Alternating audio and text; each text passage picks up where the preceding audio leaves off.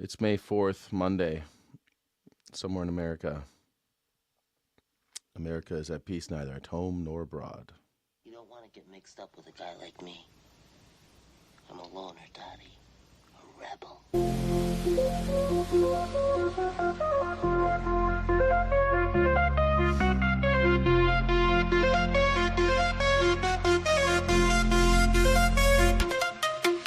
Sunrise on the horizon.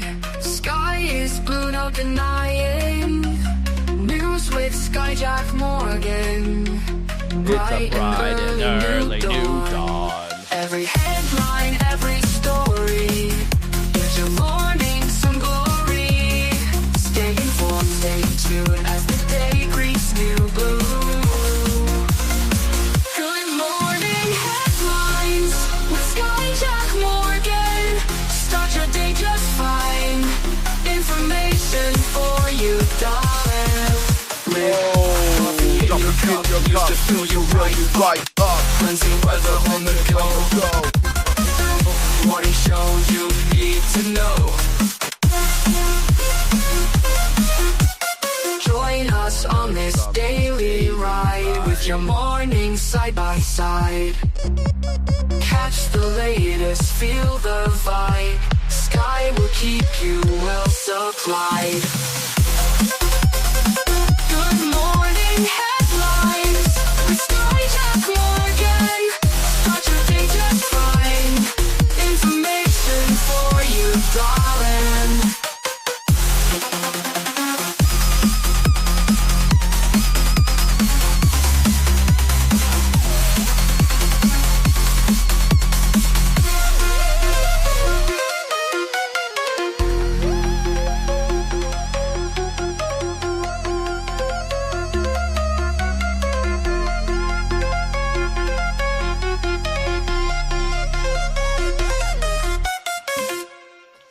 Okay, what a beautiful morning we're having. What a beautiful day. It's gonna be a good one. Let me tell you. It's gonna be a beautiful day, and everyone's gonna be happy with America from now on.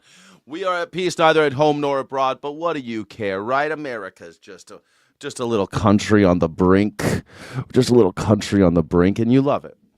Hey, welcome to the show. My name is Skyjack Morgan. I'm an independent news and culture commentator and free speech and critical thinking advocate. And this is the number one news reaction show on YouTube, believe it or not. Can you believe it? Can you believe it? I know. It seems like it was just yesterday we started out and we were just little kids messing around on YouTube. But here we are. The Morning Sky Show, the number one news reaction show on YouTube, where we go over just the mainstream media, look into propaganda, see what's going on, see what's happening in the world. Just, do our thing. Sky, you are awesome. Don't let the idiots bring you down. Thank you so much. I appreciate that, Johnny Vegan Seed. I'm trying not to let him bring me down, Johnny Vegan. I'm trying so hard. It's hard. There's a lot of idiots, Yesterday I made some hummus. You know when you make your own hummus and you're like, oh, it's so good, but there's no limit because you made so much and you're just always overeating. If you ever make your own hummus, you eat too much every time, man. What is with that? I don't ever overeat hummus because it usually comes in such a little package. But when you make your own, you make this huge amount and you're just like, blum, blum, blum, blum. That's the sound I make when I eat hummus. Blum, blum, blum, blum, blum. And then you wake up, you're like, oh, God. Why did we put that much garlic in my face? So, I don't know if you've ever made hummus before, but when you do, you've got to use extra garlic. That's also the thing you have to do. You freeze it. Freeze the garlic? I ain't going to freeze the garlic. I'm not freezing the garlic. Raul says he's not frozen. Raul's not frozen. I'm not freezing garlic anytime soon, man. I'm not freezing my my hummus. Don't do it. Did you get yourself a cup of coffee this morning? I hope you did. It's now at $6.99 for 12 ounces of coffee at Trader Joe's. It's almost double now what it used to cost before Donald Trump was president.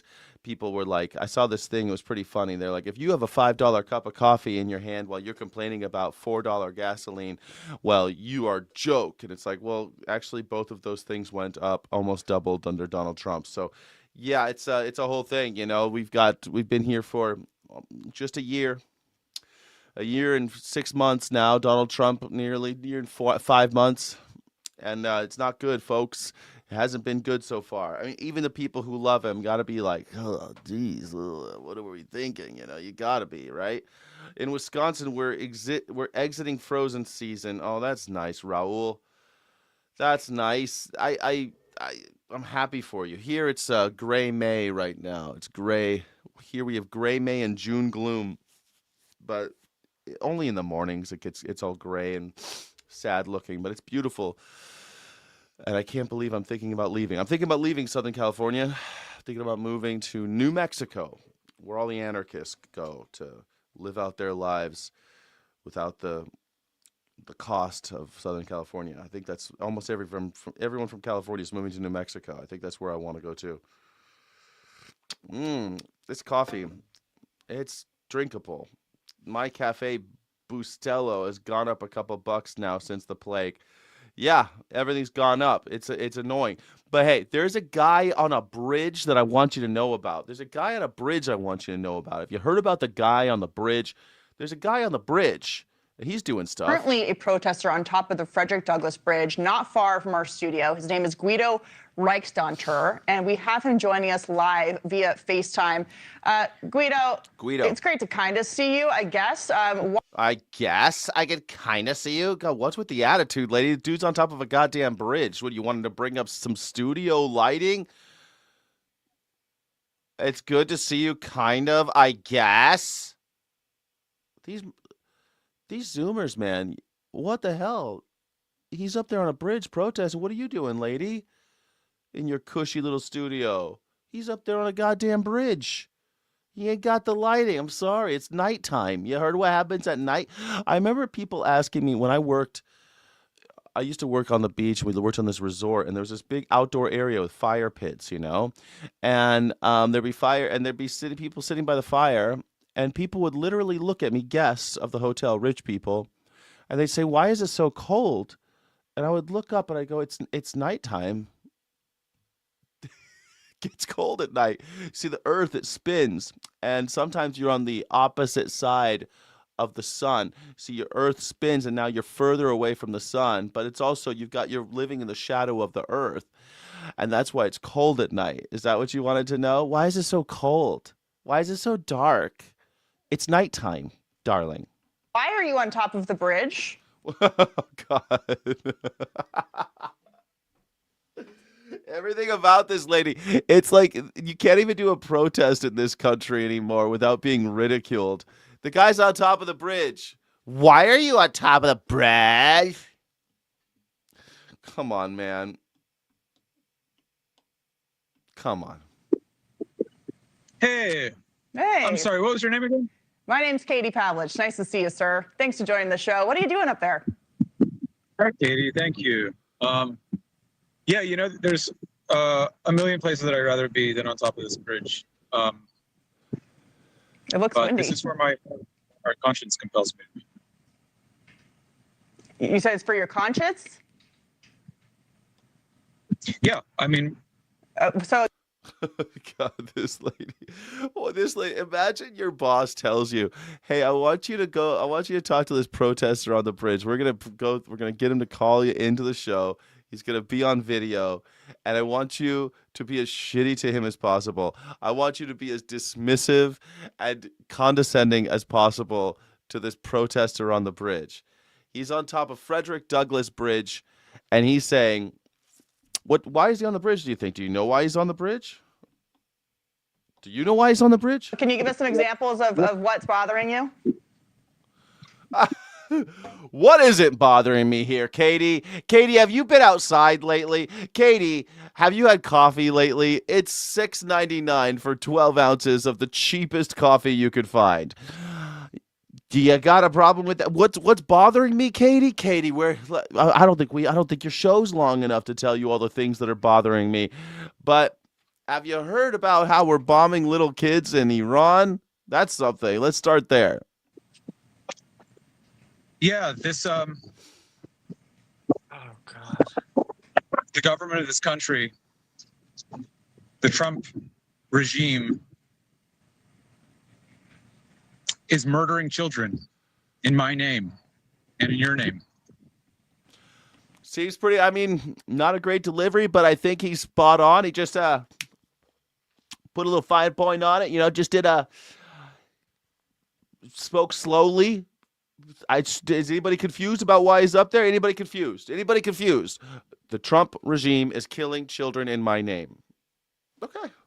All right. Thank you so much for your time. Okay. Can you be a little bit more specific about that? That's a pretty intense charge. Is it an intense charge, Katie? Is this an intense charge, Katie? I mean, is it an intense charge, Katie?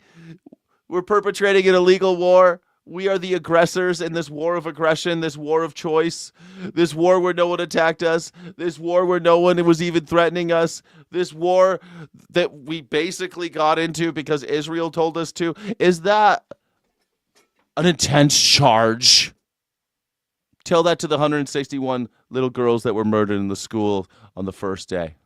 You saw, as well as I did,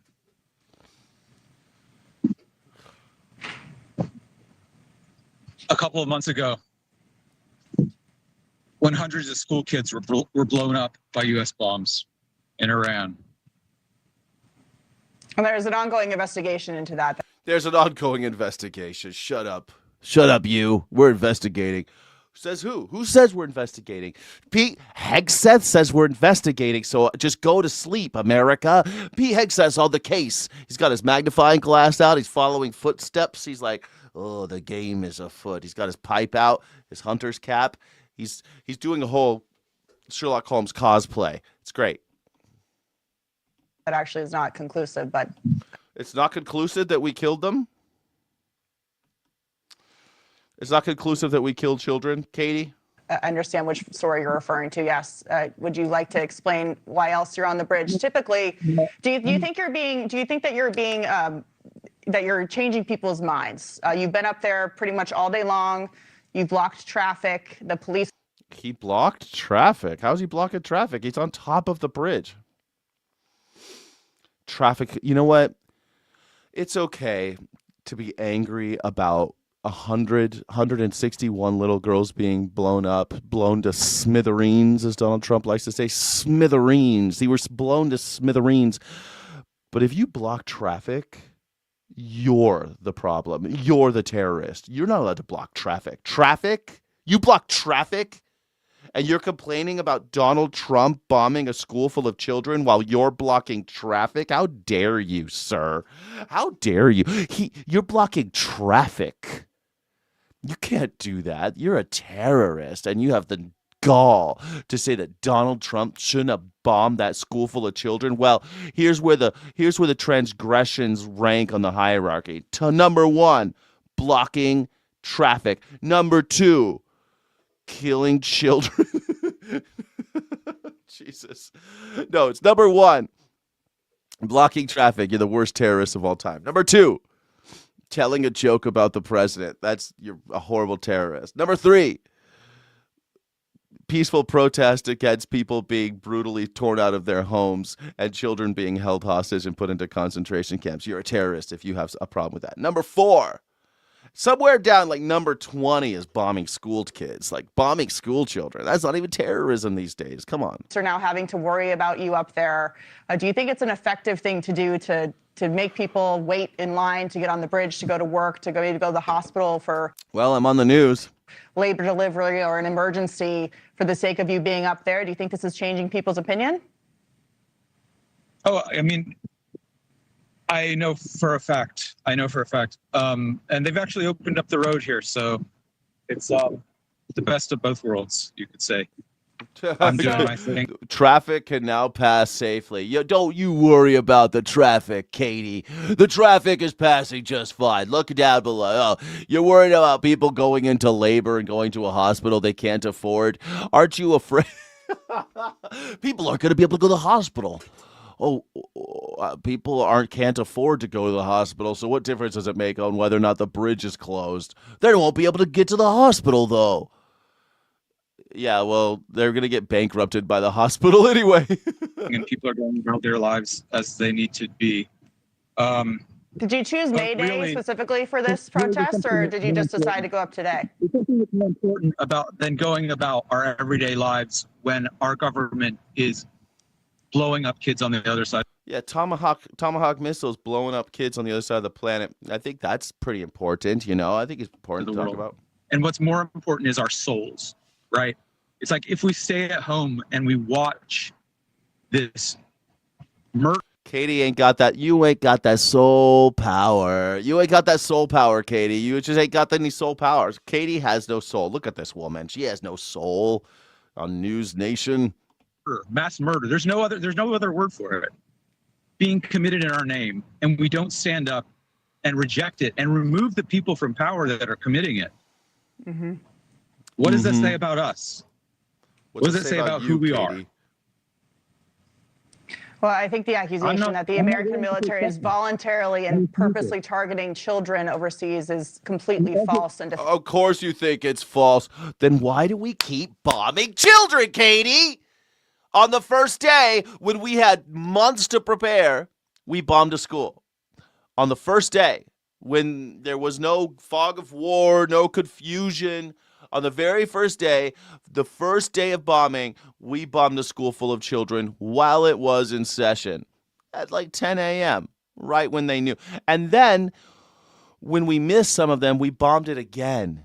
We bombed it multiple times so that we can make sure to kill all the kids. So, yeah, I'm offended by you saying that our military kills children. I'm offended by you ignoring, all of historical evidence, all of history. Governments, the state, kills kids. That's what they do. They kill kids. That's like their whole shtick, man. They kill kids. They find ways to kill kids. Inflammatory, but do you have any? Inflammatory. That's how inflammatory. Now that you have a platform now, do you have any words for the Iranian regime, which has murdered tens of thousands of people, including Americans? Oh, no, not the Iranian regime. Not the Iranian regime. Oh, no. Are we at war for the tens of thousands of people they killed? Those protesters that we probably put up to it? Those Kurds that we probably told we would, we'll back you up. Go protest. We'll back you up. We've done that so many times in America where we tell tens of thousands of people to go into a protest situation, get massacred, and we're like, we didn't back you up, but we said we would. You ever heard of the Bay of Pigs, Katie? You ever heard of the Bay of Pigs, Katie? You ever heard of Allende, Katie? You ever heard of, Che Guevara, Kitty? Jesus. You never heard of these things, Kitty?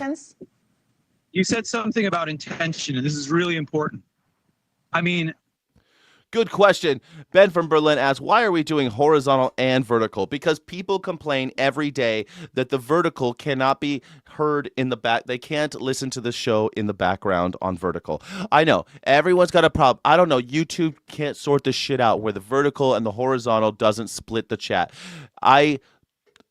I'm just trying to live in this world, man. I don't make YouTube, but YouTube won't let people apparently listen to the show in the backgrounds on their phones without going horizontal. They can do it on horizontal, but not vertical. So this is the world I live in now. So we're doing horizontal and vertical. I'm terribly sorry for all the confusion, but this is the world I live in, guys. You can say that you don't want children to die, but if you endorse the bombing of a city, children are going to die. It's an inevitable consequence of the choice. What about the Iranian regime bombing America? What about the Iranian regime? Did the Iranian regime bomb Americans, Katie? Did the Iranian regime bomb anyone before we bombed their schools full of children? Americans and bombing their own people and shooting their own people in the head. What aboutism? I mean, it's terrible, right? So should they be stopped? It's terrible. They should. So how do you propose we stop them? By all nonviolent means possible. So your suggestion is to stop a violent regime with what? The same way we've always done it, Katie. The same way we've always stopped violent regimes, Katie. What the hell? What do you think, Katie? I don't like. Are you pro bombing schools full of kids? This lady is literally defending bombing schools full of kids. to the protester on the bridge? It would take sacrifice. It would take great sacrifice. Well, tens of thousands of Iranians went to the streets unarmed and they were murdered. We're buying oil from. We are directly funding and enabling these regimes. So we're not buying oil from Iran. We have our own oil. The first step, this lady, is to not. Can you imagine if this was your job? Like they tell you to get up there and just ridicule this guy, this like this shit-eating human being. It's unbelievable. I love it. I love it. I'm here for it. Financially contribute to the evil that's being done in our name. Like when people are going about their everyday job, they're paying their taxes, they're going to work, and that money is being used to buy bombs, to drop bombs on kids on the other side of the world. It's obscene, and it needs to end. Thank you for watching. They bombed Israel after Israel was aggressing. After Israel's aggression, Iran bombed Israel. But hey, you know what? If we're gonna go back in time, we started this anyway. I love people always want to go back. How far back do you want to go where Iran's the bad guys? I keep on seeing this on CNN and all these news stations. Well, Iran did this in 1992 or whatever the hell. It's like, do you want to know what we were doing in 1992, buddy? You want to know what we did in 1953, what we did in 1979? In 1979, a lot of people think that history began in 1979. 1979, 47 years ago, Iran decided that they don't want to sell oil to America. They don't want to deal with us anymore. They don't want to deal with any of our friends anymore. They said, screw you. We'll sell oil to somebody else. If you want to buy it from us, you got to buy it on our terms. And that's going to be expensive, and the money is going to go to our people instead of your people. That's it. You're going to buy oil from us because we have it and you want it. Capitalism. And so free market economy. And what do? We put this guy named Saddam Hussein into power in Iraq, and we gave him lots of money and missiles to bomb Iran every day. Iran got bombed for 47, well, not 47 years, but for a long time. Iraq just bombed Iran. That's why we were friends with Saddam Hussein for so long. Donald Rumsfeld went there as a young man to get Saddam Hussein as much power as he could, kill his own people, kill the Kurds again. We love killing the Kurds. We love killing the Kurds. And so he went and killed the Kurds, and we were like, yeah. And he was a Sunni Muslim, and the Iranians are Shia Muslim. And we knew that that was the case, and we hated it. We love the fact that they hate each other. So we put the Sunni minority government in power in Iraq, and he just started killing Shia Muslims, man. He just started killing them and killing them and killing them, and then kept on launching bombs into Tehran. And we were like, oh, it's got nothing to do with us. We're the good guys. We love this place. We're the good guys. That's why that's why use is out of OPEC. USA is out of OPEC, right? USA is out of OPEC. We're not in it. Yeah. We're not in OPEC. My history began in 1985. Perfect. Only wanted to go back 1 year. I know. But bombing Israel, Iran bombing Israel, it's not like they just out of nowhere bombed Israel, did they? No, they returned fire is what happened. Israel bombed Iran, Iran bombed Israel, and they nothing really happened. A few people died. Israel didn't even get just intercepted all the bombs. Like they didn't even have a scratch on them. Not even a bloody nose. And that was the end of it, we thought. We thought that was the end of it. Remember that? We thought, oh, well, that's it. That's the Gulf states are all is well again. We are at peace in the Gulf. Remember that? That was fun. Doing very well with regard to Iran. Oh, UAE. You meant UAE? Yeah, UAE. They've got all sorts of issues too. But anyway, what do we want to talk about OPEC for? History of OPEC. It's so much fun, but,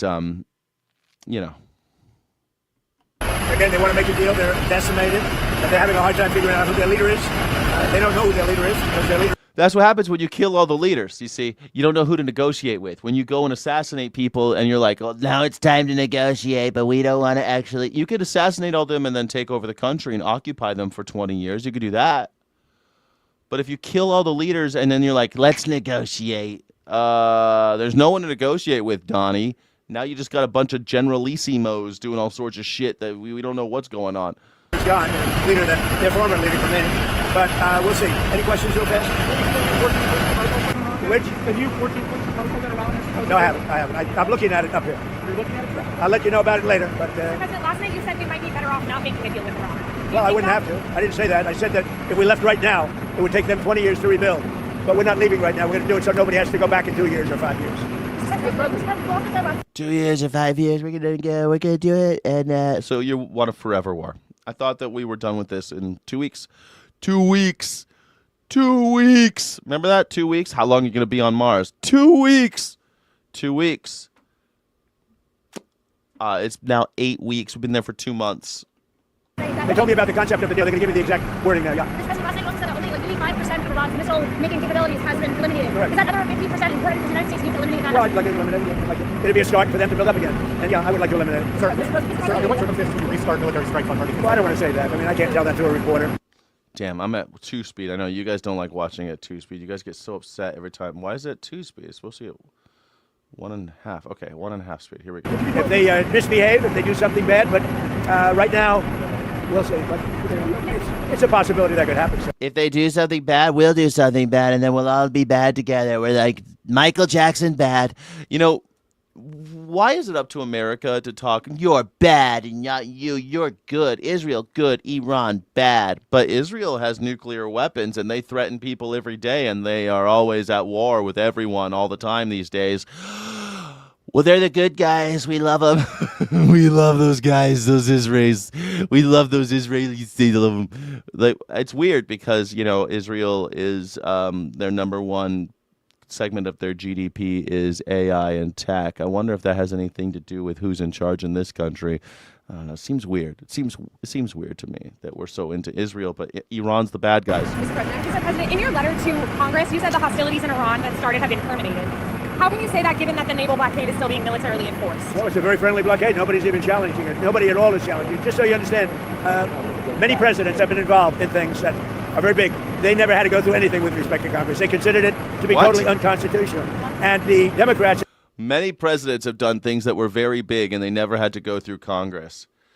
Yeah, but there's this thing in the Constitution that says you're supposed to. Just because other presidents did shady shit doesn't mean that you should do shady shit, although other presidents have done things that weren't shady, and you have done very shady things. I guess it's every president. This is why you can't let presidents get away with shit. This is why I always say that all these people who love Biden and Barack Obama, they're the same people as this guy. They did shady shit without going to Congress and not consulting the people. And guess what? Now this guy's doing it. Guess what? The next guy's going to do it too. And the more we allow presidents to do this type of shit, the worse it will get. They'll keep on doing weird, shady shit without consulting the people or our representatives. And guess what? We're going to end up in a dictatorship. We're basically there already. We're just right there. We're basically in a dictatorship. We're just right there. Just almost there. It's good times for everybody, and everyone's going to love it. It's going to be a good time. In Congress that push this, and probably a couple of Republicans, they're hurting our negotiating ability, which is infinite right now. And they shouldn't be doing it. It's never happened before. No other president's done it, and I'm not going to be the first. Thank you very much. But you're in the first in so many things. Why not be the first to actually go to Congress and declare war against, if your war is just, if this is a just war, plead your case. Even George W. Bush pled his case. I mean, he lied. Weapons of mass destruction. Come on. But at least he gave us the courtesy of lying to us. This guy doesn't even try to lie. Nukes. They're all with the nukes. I guess that's the lie, right? Weapons of mass destruction. It's the same lie. But at least George W. Bush, he got like Hans Blixer and all these other guys to go in and pretend like they were looking for weapons of mass destruction. There was an argument about whether or not they existed. And they're like, here's some pictures of aluminum tubes. Do I need to tell you what you could do with aluminum tubes in Iraq? And do I need to tell you what you can do with aluminum tubes? I mean, it's insane what you could do these days with aluminum tubes. In the hands of Iraqi children, they could do anything. They could build weapons of mass destruction. And also chemical weapons. We'll look out for the chemical weapons. Chemical weapons, they're a doozy. How did they get this chemical weapons? How did Iraq get chemical weapons?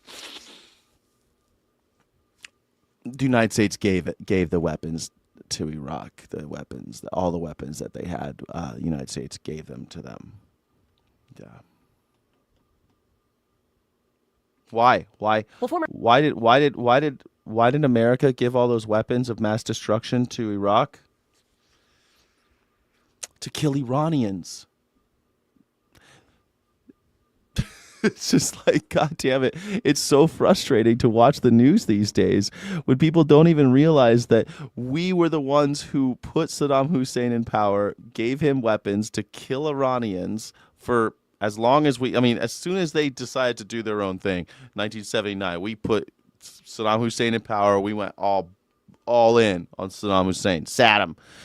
Gave him all the weapons he could hold, and then told him to aim them all at Iran. And Russia was like, we love Iran though, and Russia was like, we're going to protect Iran. And we're like, we're going to protect Iraq. We love Iraq. It's good times. New York City Mayor Rudy Giuliani is in the hospital in critical but stable condition in Florida this morning. The spokesperson not disclosing the 81-year-old's illness, although he not Rudy. He's 81 years young. Come on, not Rudy Giuliani. Oh no, what will his cousin think? The cousin that he married. What will Rudolph Giuliani's cousin wife say about this? Oh no. Has had past health battles. Giuliani was commended for his leadership during the Yeah, he was commended for his leadership during September 11th. But basically, anybody could have done that job. Anybody at all could have done Rudy Giuliani's job. They used to call him before September 11th. Rudolph Gestapo Giuliani was what they called him in New York. His Honor. Next, they called him His Honor and Rudolph Gestapo Giuliani. He was really into stop and frisk. He hated minorities and all that. He's good times. Good mayor. Everyone loved him. He was a good mayor, right?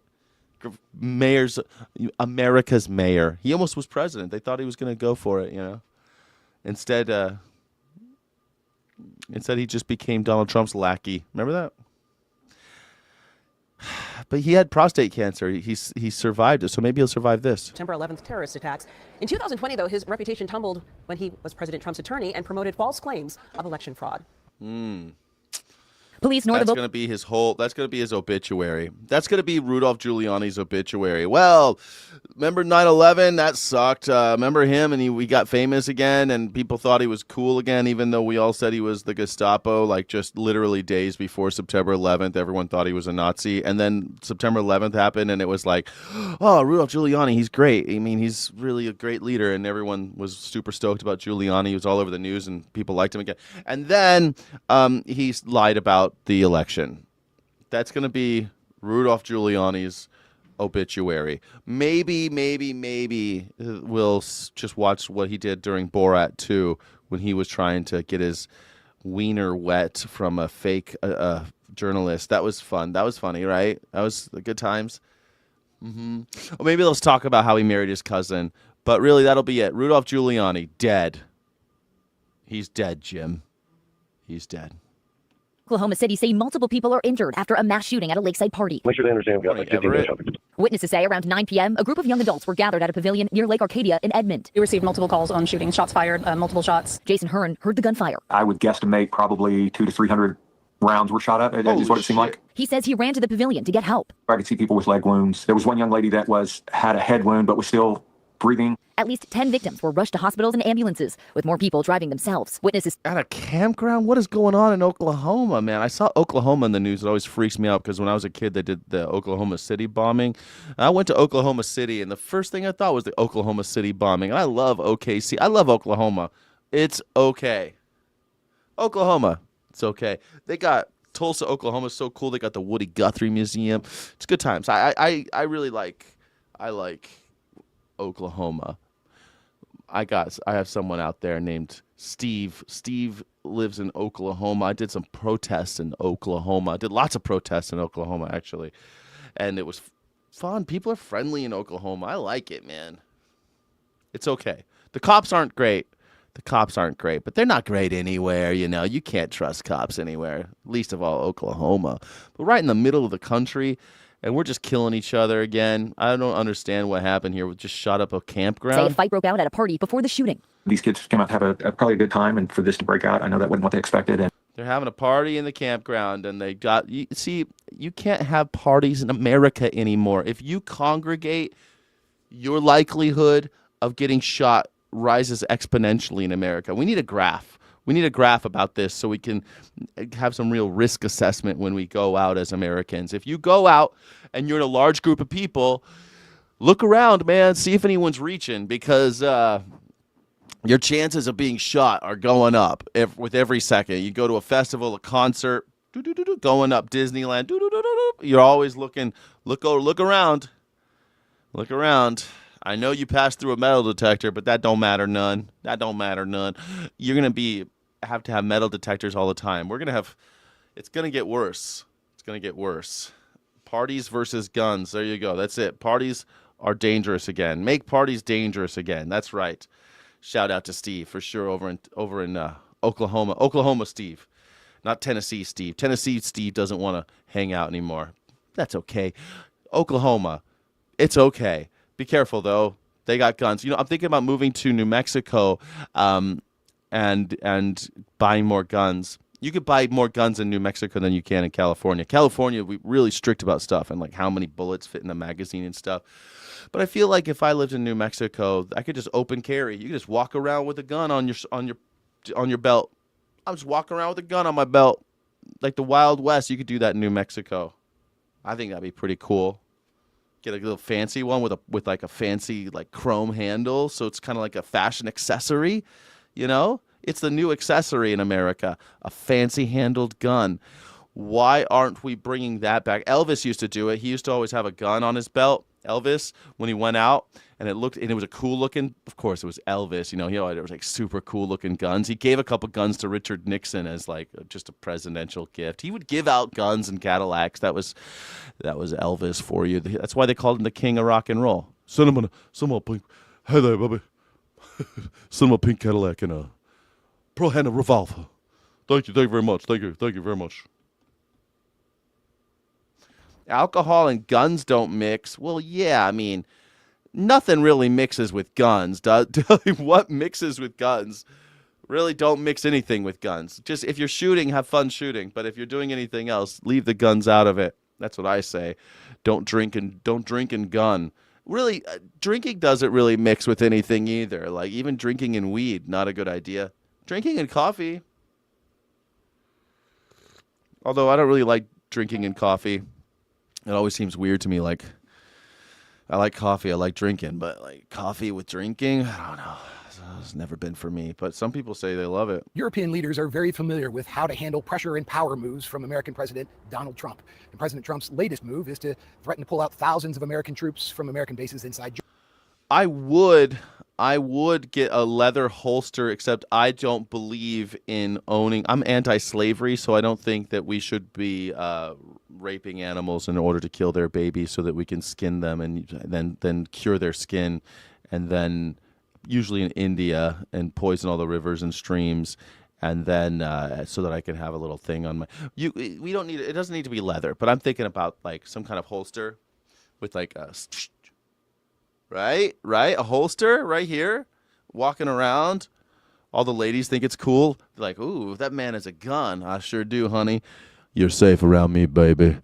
Don't. Step back, baby. Step back, baby. I got this. Step back, baby. Step back, baby. I got this.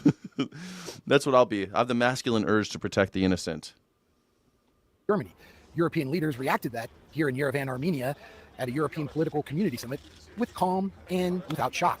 Ach du lieber Gute, die Amis wollen alle die Soldaten raus von der Deutschland. They want to get all of the American troops out of Germany? Sounds strange. I don't see those figures as dramatic, but I think they should be handled in a harmonious way inside the framework of NATO. And if we do it that way, I think, it will highlight that Europe is taking more charge of the security, still working closely with the US. Europe is well aware that it needs to do more to defend itself. In fact, there's a spending plan for NATO members to spend more money on their own defense. But European leaders are also well aware that they don't possess the nuclear arsenal that the US does. So you're never going to hear a equally shocking public complaint from a European leader, because they know ultimately they still need to cooperate with the President of the United States. They still need to cooperate with the President of the United States. Listen, we're taking all the soldiers out of Germany, and I think it's weird. I mean, I kind of figured that we should do it eventually, but it's a little weird that Donald Trump's doing, isn't it? How do you feel about it? I'd love to know what do you think? Why are we taking all the soldiers out of Germany? Like, Americans in Germany, it's like peanut butter and jelly. They go together. American soldiers in Germany. Go to Heidelberg, Most people are speaking English there because the bases. Rammstein, go to Rammstein. There's an American base there. There's all sorts of, like the band Rammstein. There's an American base there. A famous accident happened there where a plane came down, killed a bunch of people at one of their air shows. It's a famous one, Rammstein. Anyway, taking them out seems weird because Germany's in the middle of Europe. It always made sense that American soldiers would be there to, like, I don't know, keep the P's and Q's minding the P's and Q's of Europe, making sure that those Europeans don't get out of line, making sure the Russians don't get out of line, making sure, I don't know, having a presence in Europe. We're Americans, World War II. But I guess that's all over. The American century is over. Our empire is crumbling, and we need our soldiers back. They need to come back to the United States and start riots here. When the boogaloo kicks off, we're going to want as many soldiers here at home, right? So they can kill American citizens. I think that's maybe, if I put my tinfoil cap on, I'm thinking, okay, why would we bring all the soldiers home? So we can have them here. Let's station them here at home where we can control our own population. I mean, Pete Hegseth basically said as much. He said that they have the power of arrest, which is not true. That it's against our laws that American soldiers can't arrest American citizens. But Pete Hegseth doesn't believe in the Constitution. Neither does Donald Trump. So maybe that's what's going on. What do you think? Why are we doing? They are there to protect American interests. Sure. I know they're there to protect American interests. I get it. American interests, like Germany. Germany is an American interest. But what do you think? Why are we bringing them all home? Putin doesn't care. He lost too many soldiers already. Yeah. Putin is gonna strike NATO. Trump is allowing it. Yeah, just leave. Ooh, it's weird, man. It's giving me the EBGBs. It's giving me the EBGBs that Donald Trump is pulling out those soldiers. You know, I mean, I'm all about keeping soldiers out of other people's countries. I'm all about not having American soldiers abroad. I'm all about not having American soldiers at all.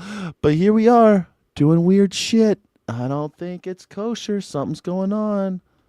Big story on the military watch. 2 U.S. soldiers are currently missing in Morocco this morning. An anonymous source for CBS News tells CBS that the pair were off duty when they fell off a cliff and into the ocean. What? They're stationed in Morocco as part of a training exercise with several African nations. We're going to keep you updated on the search efforts there. What? 3 people are... 2 soldiers just training in Morocco fell off a cliff and landed and died? Well, they're missing. Fell off a cliff into the water. Can't find them. They were off duty. What were they doing out there? Drinking. Oh, dang it. Don't they know that drinking and military doesn't mix? Don't they know that drinking and guns don't mix? Drinking and cliff diving drinking and everything don't mix. Dead, and another is in intensive care after a suspected hantavirus outbreak on a cruise ship. That's all according to the World Health Organization. The ship is currently docked in the Atlantic Ocean. South Africa's health ministry said it took off from southern Argentina about 3 weeks ago with 150 tourists on board, making multiple stops in the Atlantic. Hantavirus is spread by rodents, usually mice, and symptoms can take days to appear. It first manifests with like a cough or shortness of breath or something that's pulmonary, sometimes a fast heart rate, often with a fever. And as the virus kind of gets attack of the body, you can see other symptoms, including sepsis. The World Health Organization says it's coordinating between member states and the ship's operations for medical evaluation of 2 symptomatic passengers still on board. Bro, why do people today? You got the Louisiana Black Legend. Why are people still going on cruise ships? You get the hantavirus spread by rodents. I mean, spread by humans, am I right? Always blaming someone else, like the Shigella, spread by flies, spread by humans. Salmonella, spread by chickens and other animals. Yeah, because we kill those animals and we spread their guts all over the place. Spread by humans. Norovirus. Jesus, man. Norovirus. That one, everyone knows that one's spread by humans because humans can't wash their hands after they take shits for some reason. It's a whole, I don't know. That's normally what people get on cruise ships is norovirus because people don't wash their hands when they take a shit and then it gets all over and then you're in tight quarters because you're on a ship and no one's leaving. And so people, the same person who doesn't wash their hands, you could go to a buffet and then everyone's got shit all over their hands and no one's washing their hands. And so boom, you got norovirus and you're just puking and shitting your guts out the whole time you're on a cruise. Anybody ever get sick on a cruise? It's quite common. Why are people going on cruises? Stop doing it. Stop going. It's not a good idea. 6,000 people on a boat. Anything more than like 5 people on a boat, I think, not a good idea. Stop doing it. Stop going on these cruises, man. Hantavirus outbreak on a cruise. What is wrong with you people? Well, I love going on a cruise. I love being on a floating city gambling. Dude, go to Vegas. Go to a hotel. They got more precautions. They really are careful in Las Vegas with this health department and everything like that. The health department's really strict there, and they're constantly coming through so people don't get sick. Like, when was the last time you heard of a norovirus or Hanta outbreak in Las Vegas? It's very rare. I remember the last big salmonella outbreak, and it was like 20 years ago. So, I mean, it's safe. Vegas, go to Vegas. It's the same thing as these fucking ships, except you might, I don't know, catch a show, catch Lady Gaga. Lady Gaga's not on a fucking boat. Don't go on the boat. What's wrong with you? Legislative caucus set to hold a press conference in Baton Rouge to get to their point in the very latest year after the Supreme Court's decision. Of course, following the ruling from Governor Duff Landry suspending the House primary elections, legislative members say they plan to outline their position, provide critical updates, and talk more about the broader implications on voting rights and democratic principles in the state. So a lot to get to here. They also plan to address potential legal and legislative responses. Last week, Governor Landry used a state of emergency to suspend voting in House primaries just ahead of early voting. I love everyone's just declaring a state of emergency about everything, and yet nobody's screaming and yelling in the streets. You realize that every day, some leader is declaring a state of emergency. Donald Trump did it to get this tariffs things going. This guy's doing it to get keep black people from voting, I guess. I mean, it's always just a state of emergency. If we are in a state of emergency, how do you expect us to have children? Like, do you know what you have to do to a population of mammals to get him to stop mating and having babies? And here we are in America, no one's mating or having babies. We've got a loneliness epidemic, and everyone's looking at it like, oh, yes, let me see. It looks like you've got a loneliness epidemic. Can't imagine what's causing it. Could it be the surveillance? No. That can't be it. Could it be the social media? The fact that children can't dance anymore? That kids go to parties and don't dance anymore because they're afraid of being recorded and ridiculed?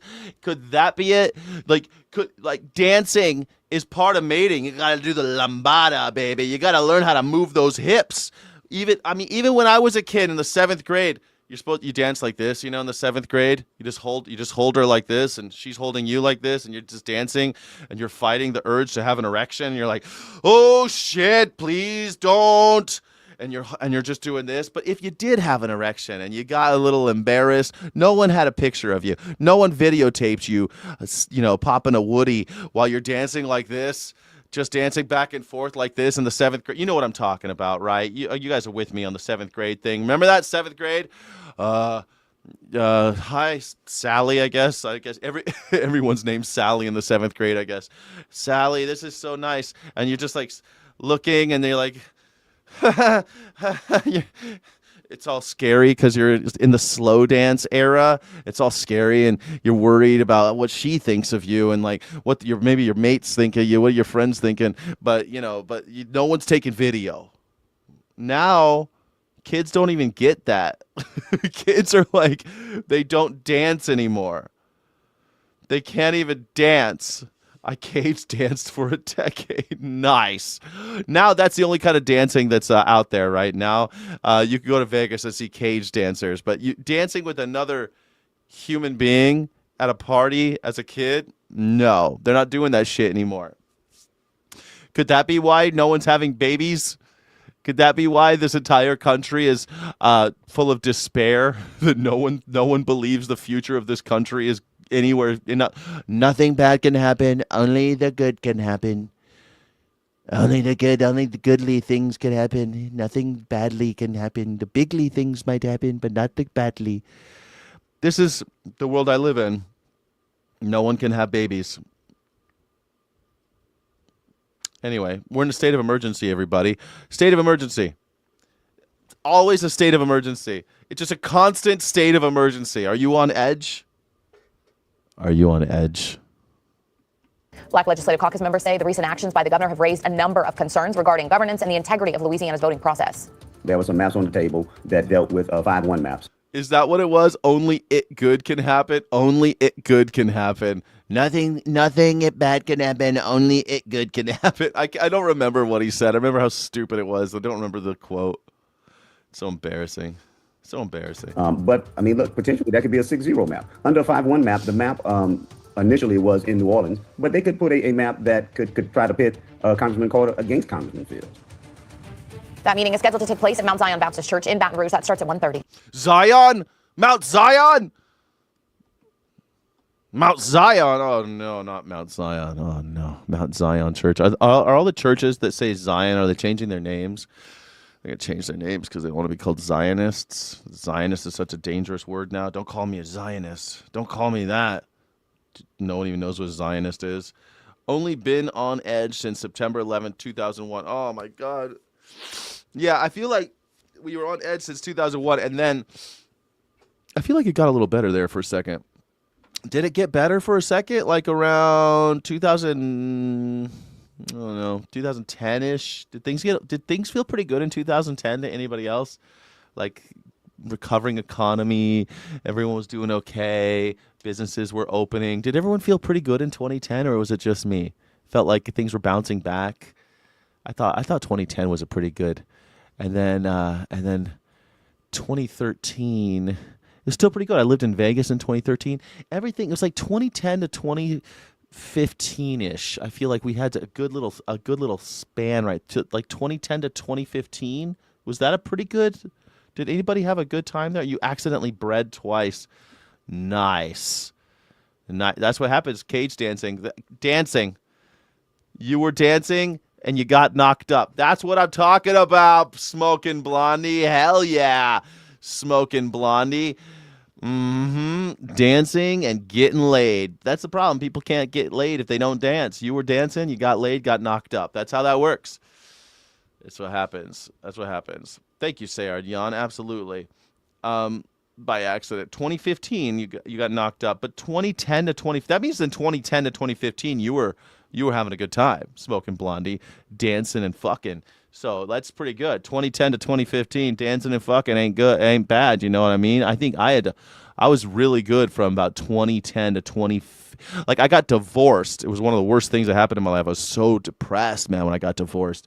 So depressed. But then I moved to Vegas and I was like, I buried myself in work and vagina. I moved to Las Vegas and buried myself in work and women. And everything worked out okay until 2016. And then Donald Trump was president. Things started taking a turn for the worst. So I moved to California. And I thought things were getting better because I'm in California. Nothing can hurt me in California. My career was going great. Everything was going great. And then this little thing happened in 2019. Damn it. Damn it. You got me again. It's like every time I feel like we're going to make it, nailed. Oh, shit. Hold on a second. I just messed that up. Damn it. I just messed this up. Hold on. My Mr. Butterfingers. Mr. Butterfingers strikes again. Hold on a second. I got to reset bridge in this. D.C. Police have stopped traffic. Hold on. Here we go. All right, more than 2. I wanted to talk about this. We're not going to watch all 2 hours of this segment, but best bread I ever had. Nice. Breeding. Best burying. Yeah. Bury yourself. If you get a divorce, go someplace where the women are fast and business is good. Go somewhere where the women are good, where the women are fast and the business is good. Business is booming and the women are fast. That's where you want to go. Go to Vegas. It's a great place to go when you're. I've been thinking about moving there now, but I think I don't want to. I'm like a shark. I don't want to move backwards. You know, I don't want to go live back in Vegas. I think about New Mexico, baby, Albuquerque, baby. I'm thinking about Albuquerque. Should I move to Albuquerque? Should I put a Should I put a poll in the chat? Dozen beagles are getting comfy tonight at Paws Chicago after they were being rescued from a breeding and a research facility up in Wisconsin. Our crew was there today to see the 25 hounds arrive at Paws Medical Center in Little Village. They came from the Ridgeland Farms, that's up near Madison. Now this week, animal welfare organizations brought more than 1,500 beagles from that facility. The breeder right now is at the center of a state investigation for animal cruelty allegations. Today is the start of an entirely new chapter for them. They are going to put their paws on the grass. They're going to feel the wind in their fur, and they're going to spend tonight starting their new journey. Well, beagles are known for their gentle nature and a very strong. How do I get one? They're all in Chicago. I'm not gonna put a beagle on a truck from Chicago, but I kind of want a Ridgeland Farm beagle, man. I want a Ridgeland Farms beagle now. Don't you want a Ridgeland Farms beagle with the tattoo on him? They tattoo them. They tattoo those beagles. I think on the ear actually. They tattoo them. Don't you want a tattooed beagle? So badass. I want a Ridgeland Farm beagle. Look, they're free, guys.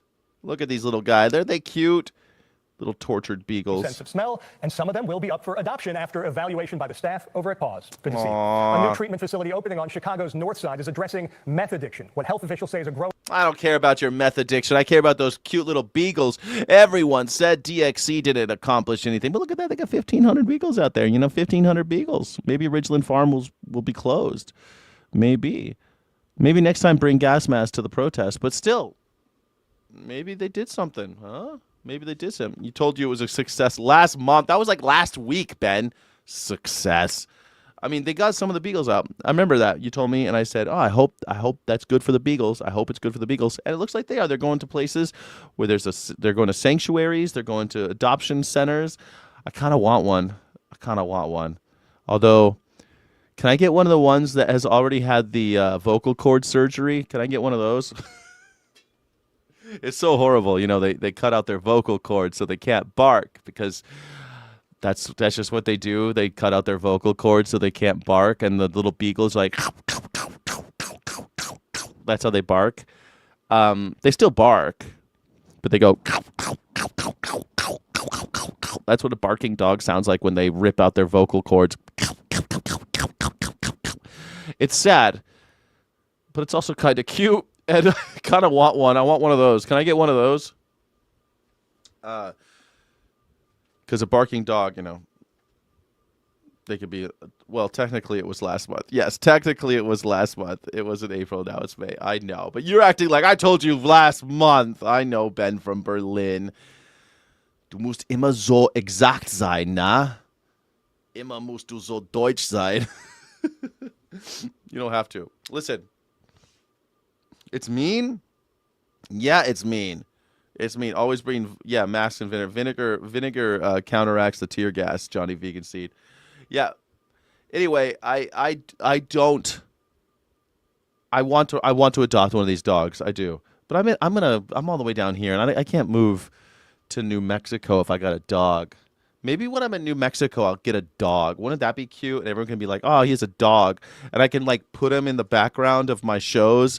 And if he does anything, and I'll shock him like Hassan Piker, I'll force the dog to sit behind me at all times when I do my shows. And everybody can be like, oh, what's going on? Is that dog alive? Yeah, it's just very well trained. And if he moves, I shock him like Hassan Piker. Isn't that what we do? Bridge in D.C. Hassan Piker. Look at this guy on the bridge. He's still up there. Police have stopped traffic for what they're calling a barricade situation. Now, this is causing major backups around Nats Park as well as Audi Field. Thank you for being here with us tonight at 5 o'clock. I'm Lorenzo. He's a father of two. So let's get you right out to that scene right now. Our Rafael Sanchez Cruz is there with an update. His name is Guido. I love him already. What's with all these Italian anarchists all of a sudden? We got Guido. We got Luigi. Luigi and Guido, man. I kind of feel I wish I were a spicy white boy. I wish I were Italian now. Can I be Italian? Would you guys take me? I want to be Italian. When I remember Hemingway writing about, I think he was writing about Italian anarchists in For Whom the Bell Tolls. I think that's the book. I don't know. When I was a kid, I read a lot of Hemingway. And I remember him talking about anarchists. I don't know. For Whom the Bell Tolls or Farewell to Arms. I don't know. It's been a long time since I read any Ernest Hemingway. Sun Also Rises, his first novel, is one of the greatest pieces of literature ever written, and I highly recommend it. Anyway. Rafa. Hey, Lorenzo. I can tell you just in the last, I would say 10 minutes, we're seeing a lot more movement up there. It seems like Lorenzo's in your bendo sipping on Lorenzo's. Man, I want to hang out with Lorenzo and Guido and Luigi, dude. I'm always hanging out with just me. Like the protester and the Sky City Rebels. What? Thank you so much for being here, Sky City who Rebels. was part of the May Day demonstrations across the district just actually pulled out a tent. And we are now seeing that somebody is taking ownership of this incident. And you might of this incident. You like the one about fishing? Where do I see it? I wouldn't sell though. Get a part-time job. You wouldn't sell what? Living in California, get a part-time job? Doing what? What should I get a part-time job doing? Working at Starbucks? Vinegar is sometimes made from wine, not always. Vinegar's not always made from wine. Come on. I like the one about fishing. That one's called The Old Man and the Sea. And it's good, but it's like an allegory. It's great. You should read it. People should read it. But if you really want to read a great book, The Sun Also Rises is one of the greatest books ever written. And it popularized the whole Pamplona running of the bulls thing. Anyway, let's go. I remember that back in 2022, a protester climbed up there, was there for about 27 hours. He was saying he was protesting due to the Supreme Court's decision on abortion rights. And now it's that same man who is taking ownership. He's been posting photos on social media from up there. And essentially what he's saying on X is that this protest is against the Trump administration, against President Donald Trump. Also, he is saying that he is against the war in Iran and also against AI. So in just the last 10 minutes, I can tell you that I spoke to someone who was a former... Yeah, attack on AI too. We're protesting against the war in Iran and AI. Yeah, sure. Throw AI in there too. Why not? What do you got? You know what I'm saying? What do you got? If I was not going to work, I'd move. Well, I'm still going to work. I'm going to work on my own creative pursuits, which is the dream, right? Like, I could work on just my creative stuff, like the YouTube channel. I could do music and write and do all the stuff that I want to do instead of having to work for some douchebag and trade my time for money. Please, sir, can I get Saturdays off so I can fuck all that? You know what? I'm sick of it. I'm sick of working for some other asshole. And for a while now, I've been able to cobble together little things and work here, work there, work for people, make stuff for people. But it's just too hard now in California. And it wouldn't be if Donald Trump wasn't in office. I'd stay here because now every little thing's so fucking expensive. I can't afford to live anymore. I'm getting nickeled and dime. It's death by 1,000 paper cuts, constantly getting paper cuts. I can't live like this. I just can't live like that. Yeah, the guy is all the way up there. It's pretty crazy, right? Spokesperson who worked on the bridge, and when she... That's what you have. It's an Airbnb, guys. This is what you forgot. He's just starting an Airbnb business on top of the bridge. He arrived on scene. She said, it can't be the same guy, right? It's not Guido. And I said, yes, it is. He's identified himself as Guido Reichstatter. I can tell you that 3 years ago, I talked to him and he was very persistent. And today that same... My last boss was a woman and she was pretty horrible too, man. It's just always the same. You get these bosses that are just unreasonable. Never works. A public information officer told me he is relentless. So again, 3 years ago, it was 27 hours that he was up there. And the only reason he came down, I'm told, is because he lost the water bottles that were in his possession. They had fallen and it had gotten so hot that he was becoming dehydrated and decided to come down.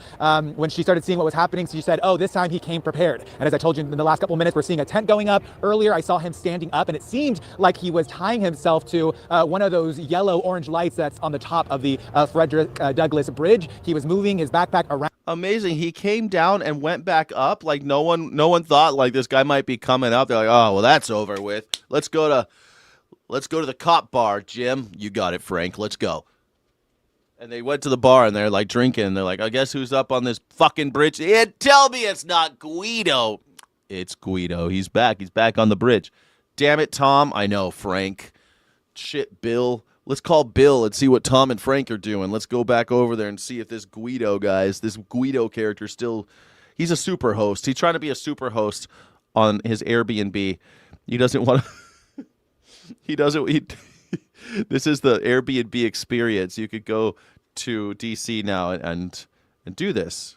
It's great. And now we're seeing that that tent go up for protection. That public information officer was telling me, look, it gets really hot up there with the white reflection. The wind is a concern, but you really feel all the elements once you're up there. So she was not surprised that this time around, given his persistence last time, that he came a little bit more prepared. People have been asking if there's anything written on the banner that you're seeing there flowing in the wind, but nothing just yet. But I want to read you briefly some of the comments of what he wrote. He said, I'm currently occupying the top of the Frederick Douglass Memorial Bridge in Washington, D.C. I'm calling on the people of the United States to bring an immediate end to the Trump regime's illegal war on Iran and the removal of the regime. Oh no, look at this boat. It's like, oh, what are you going to do, Bill? I don't know, Frank. What do you think, Tom? I don't know, Larry. They all got cop names. Why are cops are always like Tom, Dick, and Harry, It's always like, hey, Tom, what are you going to do? What do you know, Tom? I don't know, Bill. What do you think, Frank? I don't know, Larry. Let's ask Dick. Let's see what Dick thinks about this. I don't know. Guido.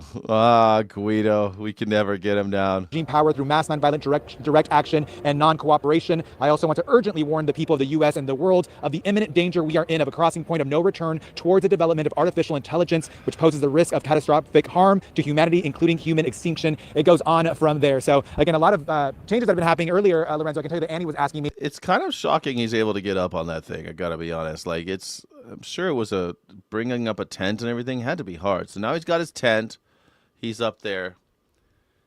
Do you think they'll shoot him? They'll probably shoot him eventually, right?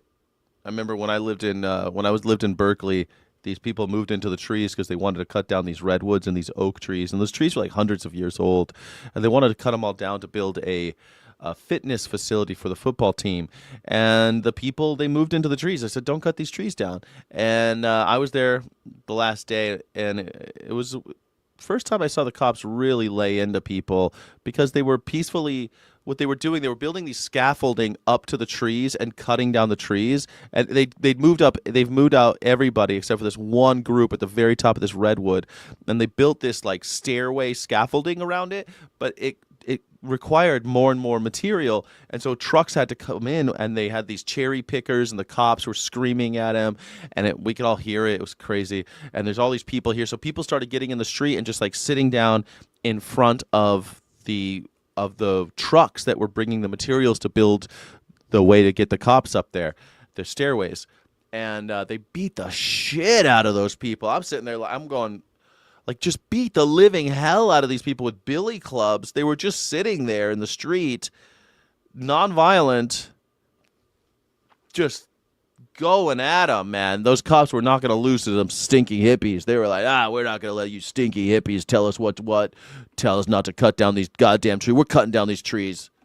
Have I heard anything from DC Police or Fire and EMS about whether they plan to open the bridge anytime soon? Look, they're telling me for now, they're going, minute by minute with him. There are negotiators on scene. They're telling me they are planning on keeping it closed. You mentioned earlier kind of the congestion in the area, and it's definitely going to be, a headache for all the people heading to tonight's Nationals game.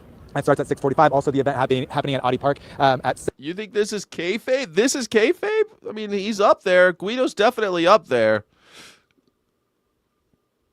I mean, you don't believe you don't believe that Guido's up there? Guido's up there, man.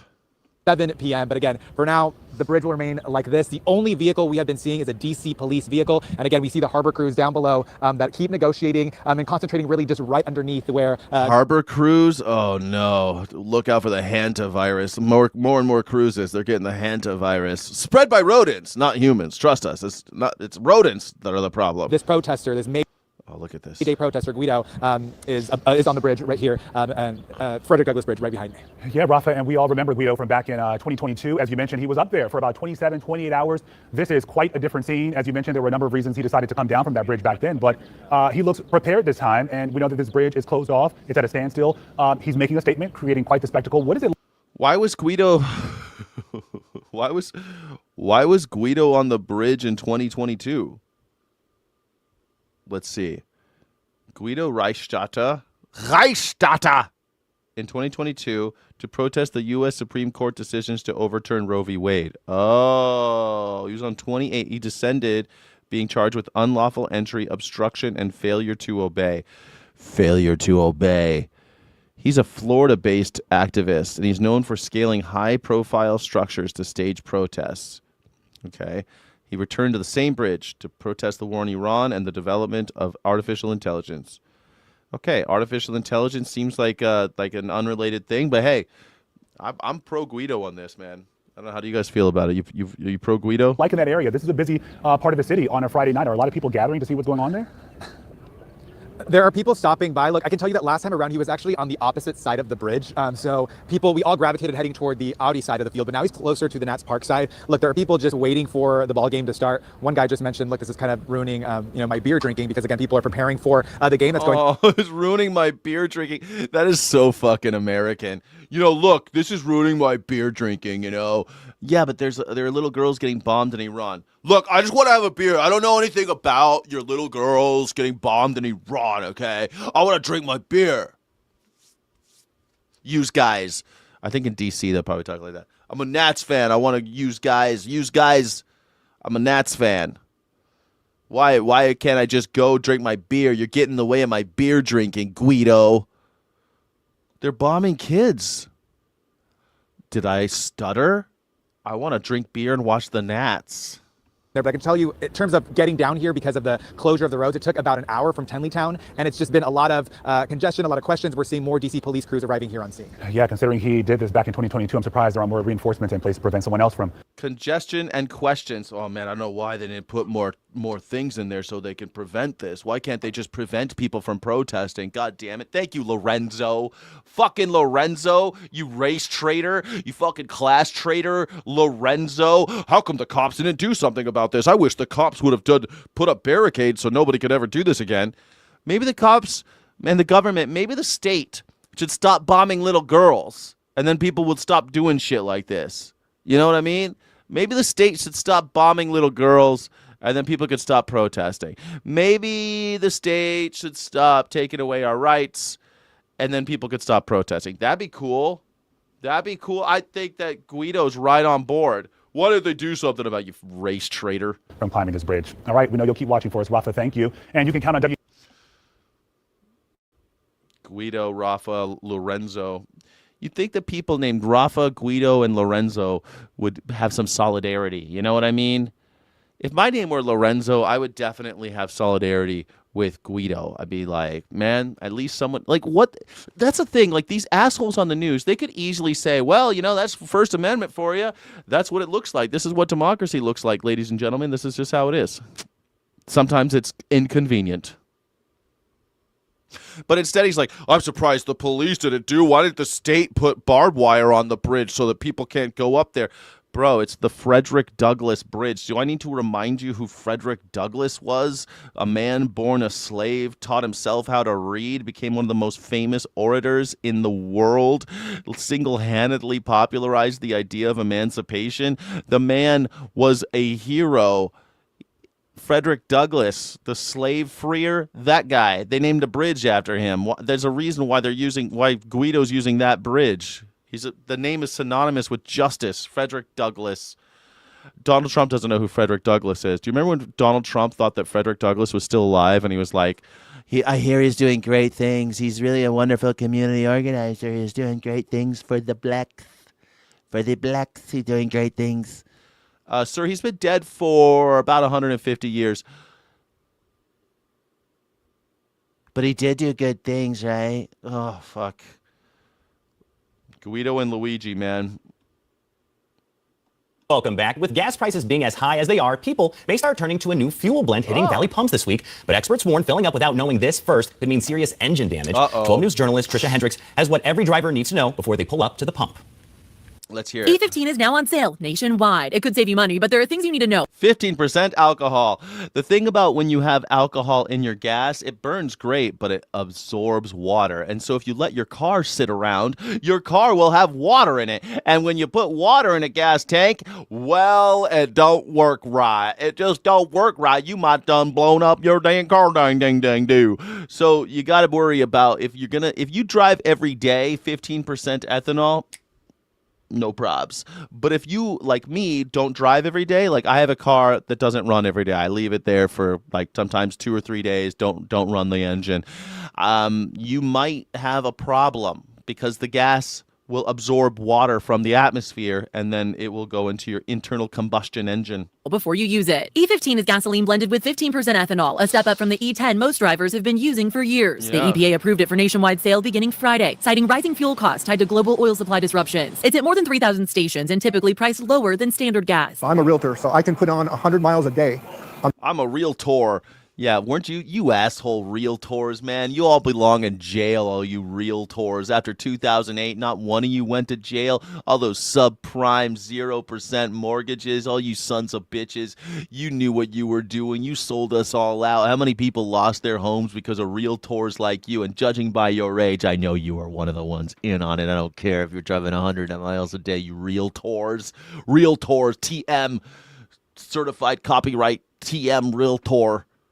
My vehicles. Steve Padilla drives a lot for work. I don't have payments on them, so I want them to last as long as they can. When E15 hit the news, he had questions. Multiple cars, has no payments. Sounds like this guy's doing pretty well for himself. Way to go, realtor. My engine makes me hesitant. Consumer Reports says E15 is generally safe for vehicles 2001 and newer, but checking your owner's manual before switching is essential. Older vehicles are a different story. Higher ethanol blends can corrode components not built for them, and this catches many drivers off guard. The damage can be costly. When gas prices go up, people freak out, and things, it cuts into people's budgets. Dave Martin owns Martin's Auto Repair. I got a E350 van, and I was putting $60, every time I filled it up. Now I'm putting $100 in. He says drivers should weigh the trade-offs carefully. The negative side to putting the ethanol in there is yes, you'll save money at the pump, but we also end up costing you more in gas mileage. You'll end up maybe losing 1 to 2% in fuel mileage. In the end, 1 to 2%, not a big deal. If you're a daily driver, though, you're going to have to do it. You can't afford it. 15%. You know what they say, 15% ethanol. You know what they're getting from that ethanol, right? And this is how it's all tied together. Here's what's really happening, everybody. Here's what's really happening, okay? We're at war with Iran, and they got a lot of oil. And the Strait of Hormuz is going 25% or something like that comes from the Strait of Hormuz, all the oil of the world. So the prices are going up. It's a bitch, right? Maybe we shouldn't have gotten to a war. But that's a whole other thing. Back at home, we got this thing called the USDA, and they've been freaking out lately because the USDA, the U.S. Department of Agriculture, their job is to try to sell as much agricultural products at home and abroad. Problem is, no one's buying it because of tariffs. Tariffs really did a number on us, man. The soy farmers of America and the corn farmers of America, they got in trouble, boy. They are growing shit and throwing it away because you just don't have enough animals to feed them. Plus, the price of beef is going up, so people are just raping fewer cows, having fewer baby cows, so you don't have as many cow mouths to feed all this corn to. So you got double whammy on the corn department, you know what I mean? But here's a little kicker. Guess what ethanol's made out of? Ethanol's made of corn, baby. Corn, the price of corn is directly affected by how much ethanol we put into our cars. It's a whole thing. There are farmers in America that refuse to use ethanol in their cars, not because they're afraid of engine component corrosion. They just don't like ethanol because they think it drives up the cost of their cow feed. And it does, or their pig feed, or their chicken feed, their animal feed. They're pissed that they're putting ethanol into gasoline because it drives up the cost of their businesses. So when they go up to 15%, guess who makes out? The corn farmers of America. It's all working out. It's almost as if that might have been a consideration when we went to war in Iran. It's pretty incredible that just 2 months into this war with Iran, we're already switching to 15% ethanol. It's almost like the fix was in before we started. It's almost like they had this planned. I'm not thinking it's a conspiracy, but it's like, if you wanted to save the corn farmers of America and you still wanted to make it seem like you weren't just giving them a handout, you would start a war with Iran and limit the world's oil supply so that our corn farmers, mega corporations like Cargill and Monsanto and these companies that are all involved in the corn farmers of America, they'll make out like bandits. America making that money. Who cares that you think they're going to drop the prices of gasoline because they put 5% of ethanol in there? Probably not. Maybe a little bit. Maybe it'll just stabilize. Just stabilize at $6.50. And you're screwed. You're still screwed. But farmers of America, they're making more money by selling you ethanol. Way to go. It's going to be great. You don't use ethanol? Why not? Ethanol's great. Almost like kayfabe, eh? Almost like kayfabe. Indeed. Indeed. What do you think? Do you think my What do you think about my scenario, my theory about this? What do you think? I think I'm right on. Of course I do, though. I don't know how much money you're really going to save. It just depends on the vehicle you're driving. The EPA approved E15 under an emergency waiver lasting just 20 days, though the agency says it's ready to extend it if supply conditions warrant. Oh, wow. They so quickly. Emergency. Another state of emergency. Another state of emergency. Everyone. Louisiana's under a state of emergency. The whole nation's under a state of emergency. The border's at a state of emergency. The tariffs are under a state of emergency. We're just under emergency all the time. Why isn't anyone having babies? How come Americans aren't having babies? It's a state of emergency, that's why! Bottom line from experts. We should have an emergency. It's an emergency. Americans aren't having babies. It's an emergency. Everything's an emergency these days. You hear the air raid sirens, don't you? They're here. Owner's manual is the first stop before you make the switch. If you find yourself in a situation where you do put it in there and your vehicle starts to show some signs of running poorly, if the check engine light does come on, make sure you get it to a service provider and get it checked out. As for Steve, he's staying the course. I go where I know it's going to be a fair price all the time. I think this is temporary. And I just have to write it out. In Phoenix. They told us the 10%. They told us the 10% ethanol was temporary. And it's all the time. Everywhere you go, it's 10% ethanol. They have to advertise. It's very rare you see non-ethanolized gasoline. Every once in a while. And the gas and they'll put on the sign, no ethanol. Buc-ee's, ethanol-free available. Trisha Hendricks, 12 News. Good. An Orange County mother is facing serious legal charges tonight after her 14-year-old... Uh-oh. There's a mother in Orange County that's having problems. Liberal policies in California has driven out oil refineries. Dude, what are you talking about? I drove by an oil refinery a couple days ago. It's going like crazy. Why don't you talk about that? Oh, it doesn't serve your liberal agenda. Sweet Havoc, you always come in here with the dumbest shit, dude. There's literally an oil refinery near my house. I drove by it like 2 weeks ago. It's burning shit, man. It's going. Columns of smoke coming out of it. It's going strong. Don't you worry, baby doll. Lots of oil refineries in California. What are you even talking about? Drove out the oil refineries? Yeah, that's what happened. They drove liberal policies in California. You must be out of your mind. You think that what, Gavin Newsom's such a liberal, he's going to get rid of the fucking oil refineries because he's a liberal? He wouldn't even punish PG&E for murdering all those people with their fire, the worst fire in California, maybe American history. It's really bad. Killed like 80-something people. Anybody else, if they'd started a fire, they would have gone to jail for a long, long time. But since it was a corporation, no one did any time. No one had any repercussions, really. It was just a swindle, really. And you think that they got rid of the oil refineries? Well, I'm happy to report there's plenty of oil refineries right here in California.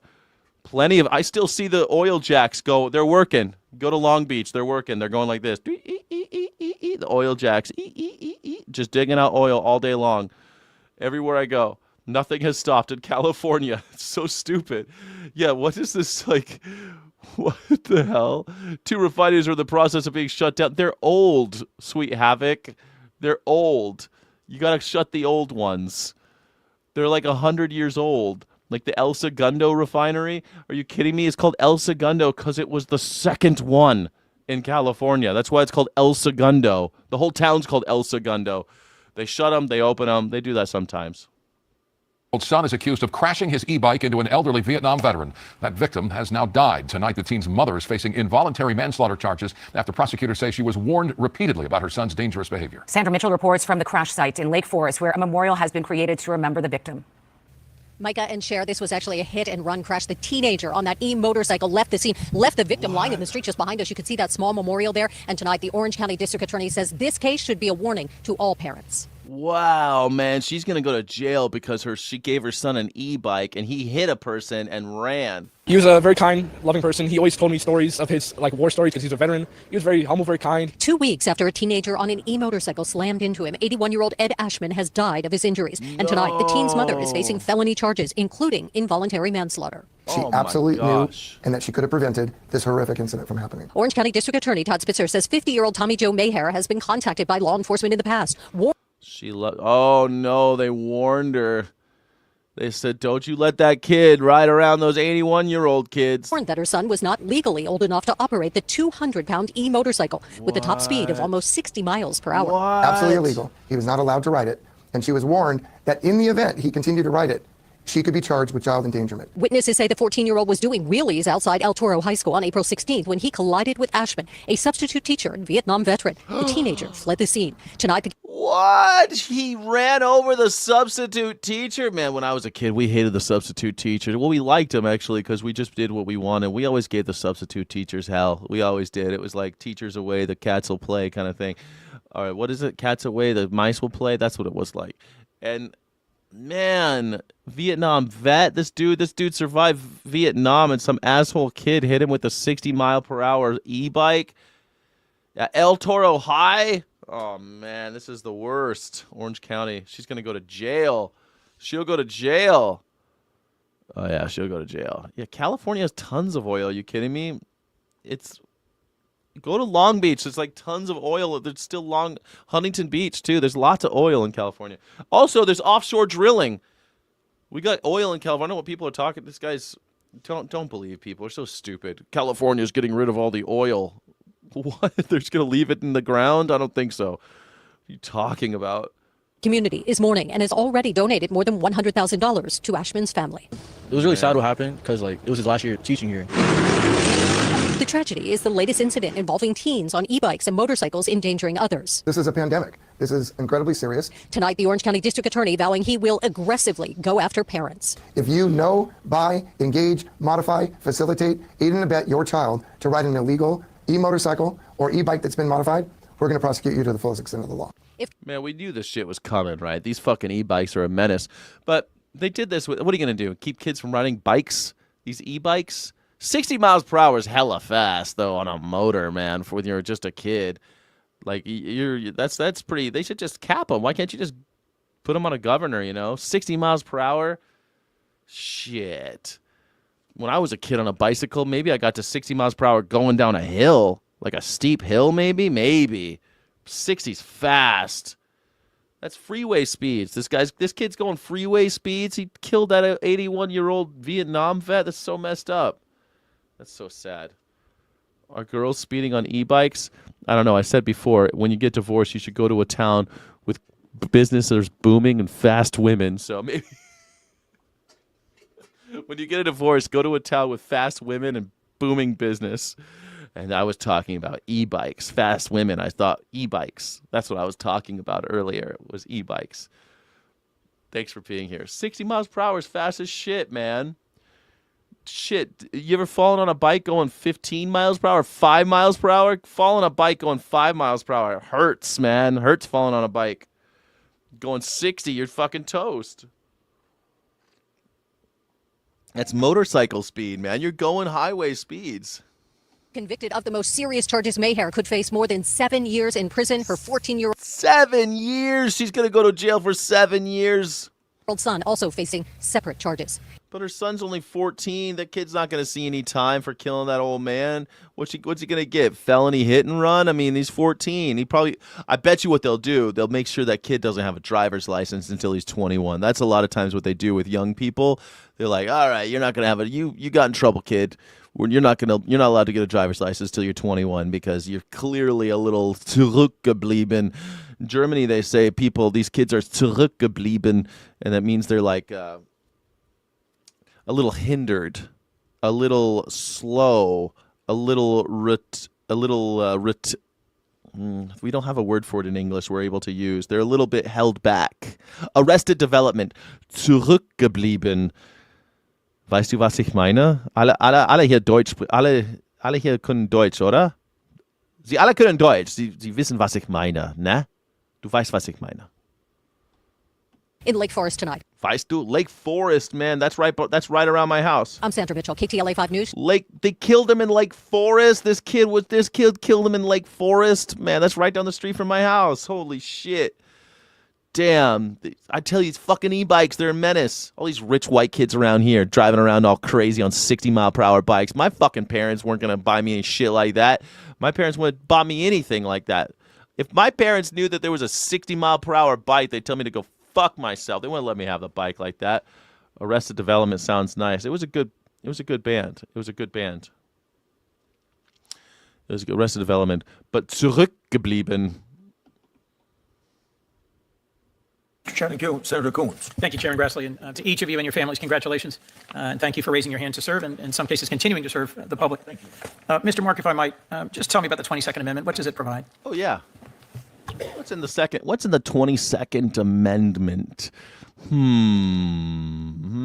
22nd Amendment. Let me think. This is pop quiz hot shot. What's in the 22nd Amendment? Do you know what's in the Can anybody in the chat? Sweet Havoc, do you know what's in the 22nd Amendment? Quickly, without looking it up. What's in the 22nd Amendment? Do you know?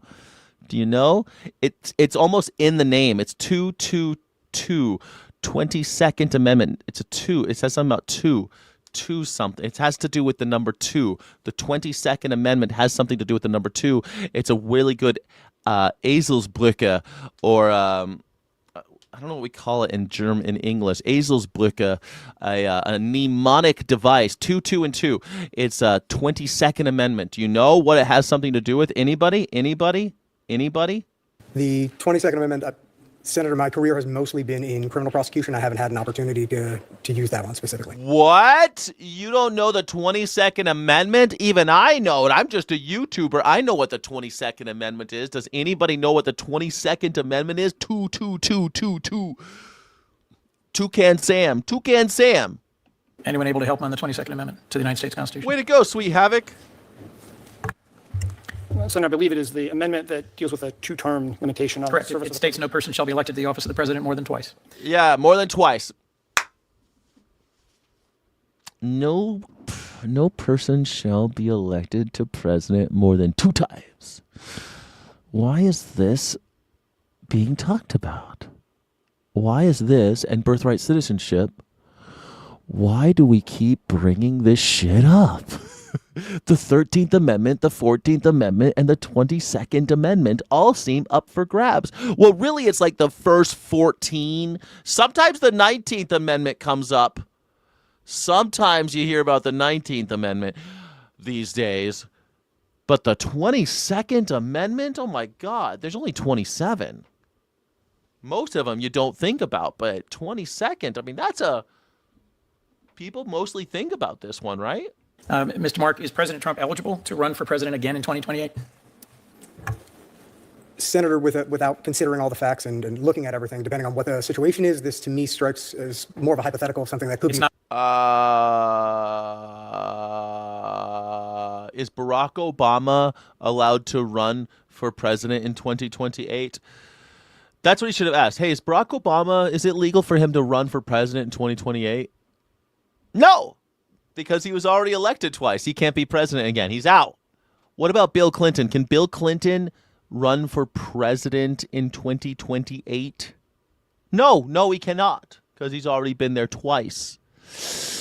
Okay. I'm getting a trend here. What about George W. Bush? Can he run for president in 2028? No, turns out he cannot, because he was president already twice.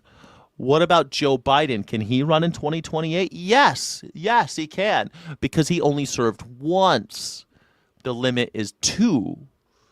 He can run again if he wanted to.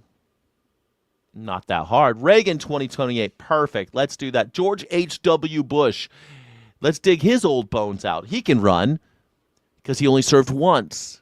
You see, that's how the fucking country works. That's just our country. That's just how it works, guys. A hypothetical. Has President Trump been elected? It's a hypothetical. Look at this Clark Kent looking motherfucker. Look, dude. 22nd Amendment. You don't know it? Aren't you working as you want a judge job, right? You want a judge job?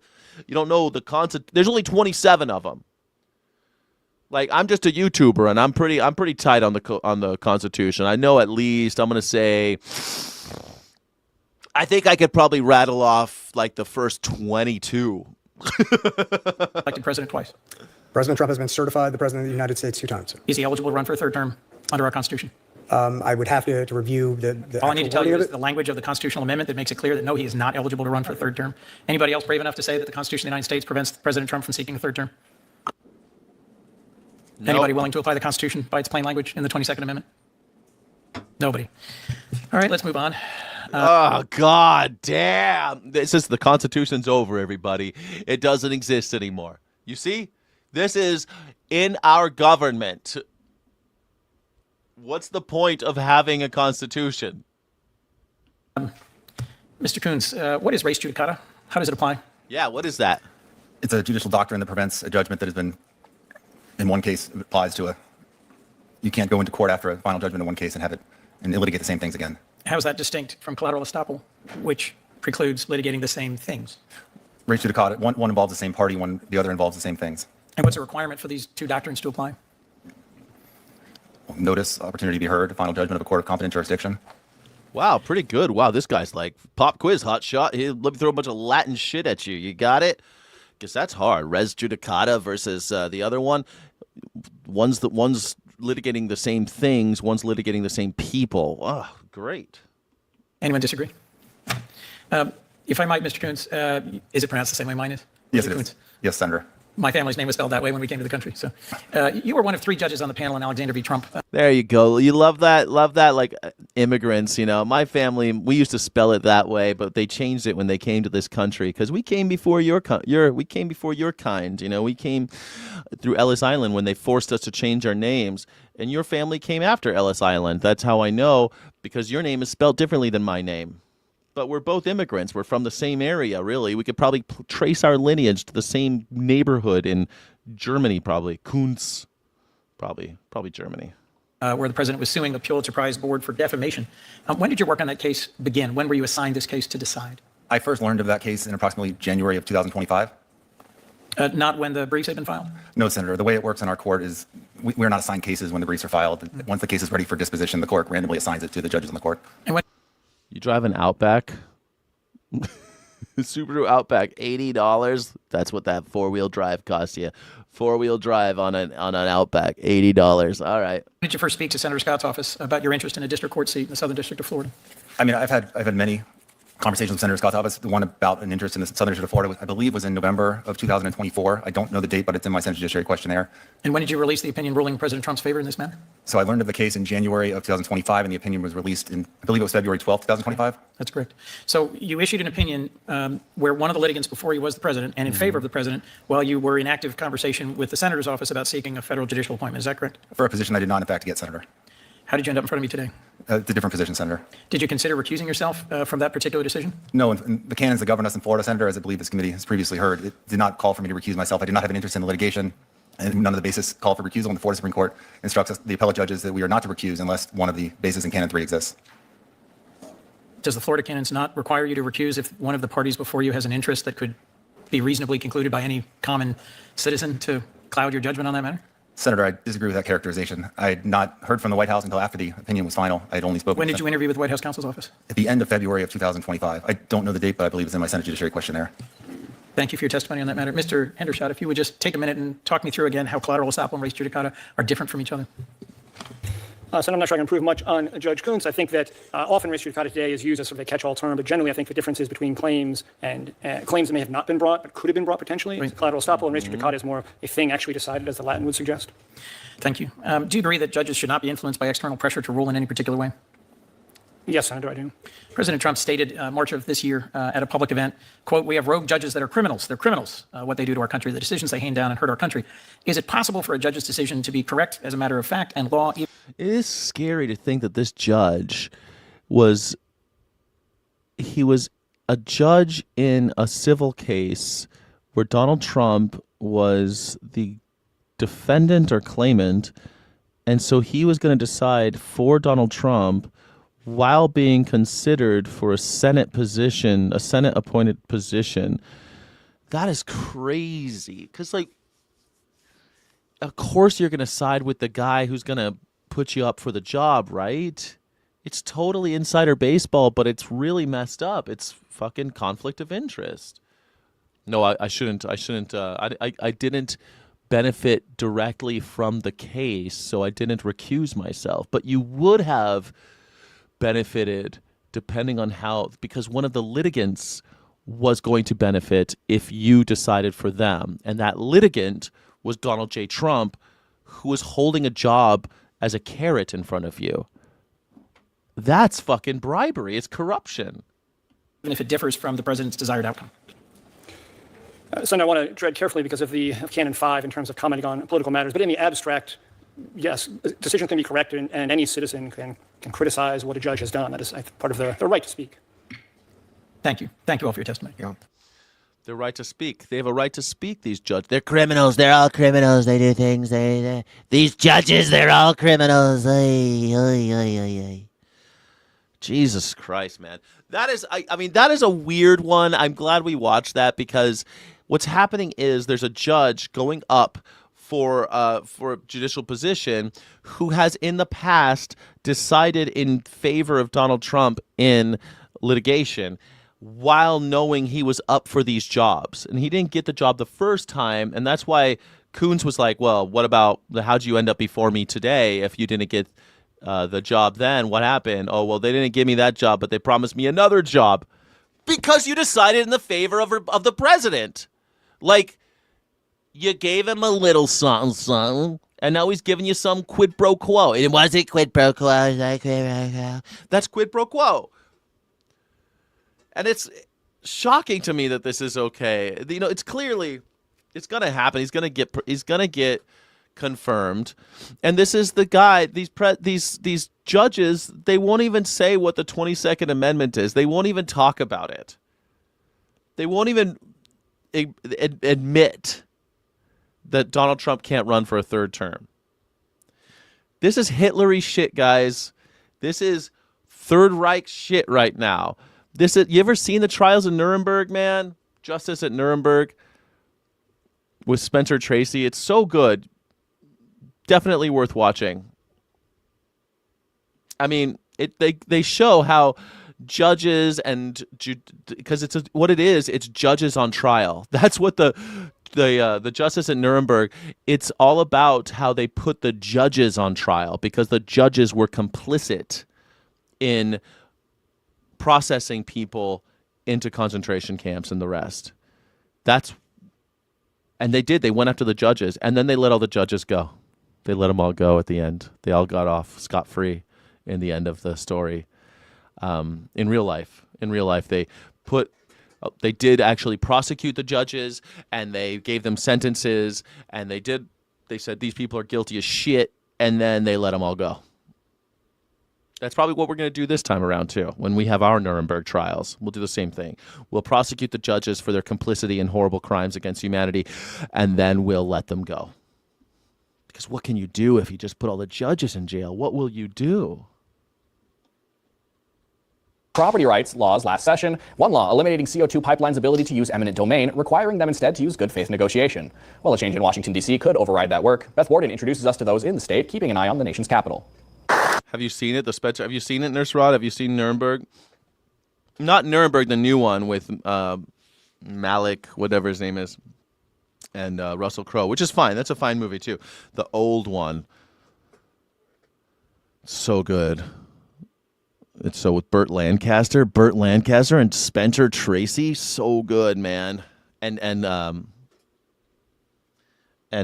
Dorothy from The Wizard of Oz. What's her name? Not Liza Minnelli. Liza Minnelli's mom. What was her name? What was Liza Minnelli's mom's name? Judy Garland. It was Judy Garland. Judy Garland, Montgomery Clift, Spencer Tracy, and Burt Lancaster. What a movie, man. Everyone needs to watch it. Don't talk to me if you haven't seen that movie. You know, I don't intend to alarm anybody. I don't think that everything will come to pass here, but it's just something that we need to remain vigilant on. District 23 Senator Mark Lamke wants to put a new executive order on the radar of South Dakotans. President Trump signed an executive order that would give the federal government siting authority, placement. His concern is that the order could undo the property rights laws set in place in South Dakota. Basically, oversight of all energy infrastructure and supporting infrastructure in the United States. The oversight could be far-reaching. For CO2 pipelines, you're talking about data centers, any energy infrastructure, windmills, solar panels. Concerning property rights wording was also in the Big Beautiful Bill. Lamke and other state lawmakers went to Washington, D.C. to change it. We were successful on that attempt, but we knew that that was a threat that was going to continue to come. Lamke wants others to be watchful. This is something that I think our Attorney General needs to take a look at. And he is. I'll be talking to additional attorney generals about it. Certainly, we pride ourselves in protecting private property rights here in South Dakota. I own a farm and a ranch, and that's important to me. It's important to me as attorney general, and I'll continue to fight for those privacy rights. South Dakota. I'm from South Dakota. I own a farm and a ranch. I'm from South Dakota. I own a farm and a ranch. Private property rights are going away, everybody, because the federal government's coming down. The state is coming for your shit. South Dakota, that liberal hotbed, has a problem with the president. All those liberals in South Dakota. You ever been to South Dakota? You know who's from South Dakota? Kristi Noem is from South Dakota. She's a governor of South Dakota. South Dakota. She's a governor. She shot her dog in South Dakota. I love South Dakota, by the way. It's one of my favorite places in America. I love South Dakota. Tons of Indian land out there. The Badlands of South Dakota. Man, out there in the Black Mountain, down there in the Black Mountain Hills in South Dakota lived a young boy named Rocky Raccoon. Well, one day his woman ran off with another guy, hitting young Rocky in the eye. And Rocky didn't like that. He said, I'm going to get that boy. Listen, South Dakota's rad. I saw my first buffalo in South Dakota. My golly. I saw a buffalo in South Dakota. So beautiful. A wild buffalo. I'd seen buffaloes before, but I saw a wild buffalo. I saw multiple wild buffaloes in South Dakota. Unbelievable. Gorgeous. They got the Mount Rushmore out there where they took that Indian mountain that was sacred to them and they blew the shit out of it. Remember that? Like they took this mountain that was sacred to the Indians that was called like the Three Wise Men or something like that, and they just blew the shit out of it and put some presidents' faces on it. But still pretty beautiful. Like I went up there and saw it. I went there to go. It's free. You go look at it. It's gorgeous. South Dakota. South Dakota. It's great. They're sick of everybody telling them what to do. They don't like the fact that their private property rights are going away, that the state is encroaching. But that's what's happening. The state is getting too big for its britches. I'm all about local government, state government, but the federal government's coming on down. I think all government that's run by threat of violence is unethical and needs to go away. That's because I'm an anarchist. Maybe South Dakota is filled with anarchists too. I think that's a natural state, is anarchism. That's natural. It's natural to be an anarchist. Want to do whatever the hell you want. Stop having people fuck around. Yeah. You guys are buffering? It's not me. I ain't buffering. I got full speed ahead, man. I'm plugged in. My internet's working great out here. What's buffering? You guys are buffering? Damn it. Is it because I'm coming in at 1080? I'm coming in at 1080, guys. South Dakota's a red state. I know they voted for Donald Trump and they got a problem with Trump, though. Trump is dead, everybody. It's over. He's dead. Like dead as in like the internet's dead, right? Like, you know how when Prince said that the internet is dead, and what he meant is, you know, like music is run by phone companies now. Phone companies own the music industry. Music is dead. The scene is dead. There's going to be a meter on your bed that will disclose what everybody knows. First, let's turn it over to Doug Luzader's mom's favorite segment. My grandparents were all Antifa. They were. Yeah. My grandparents were. And Sweet Havoc's parents were all Antifa, too. All of our grandparents were Antifa. It used to be the thing everyone was. It was the thing to be anti-fascist. We all hated fascists.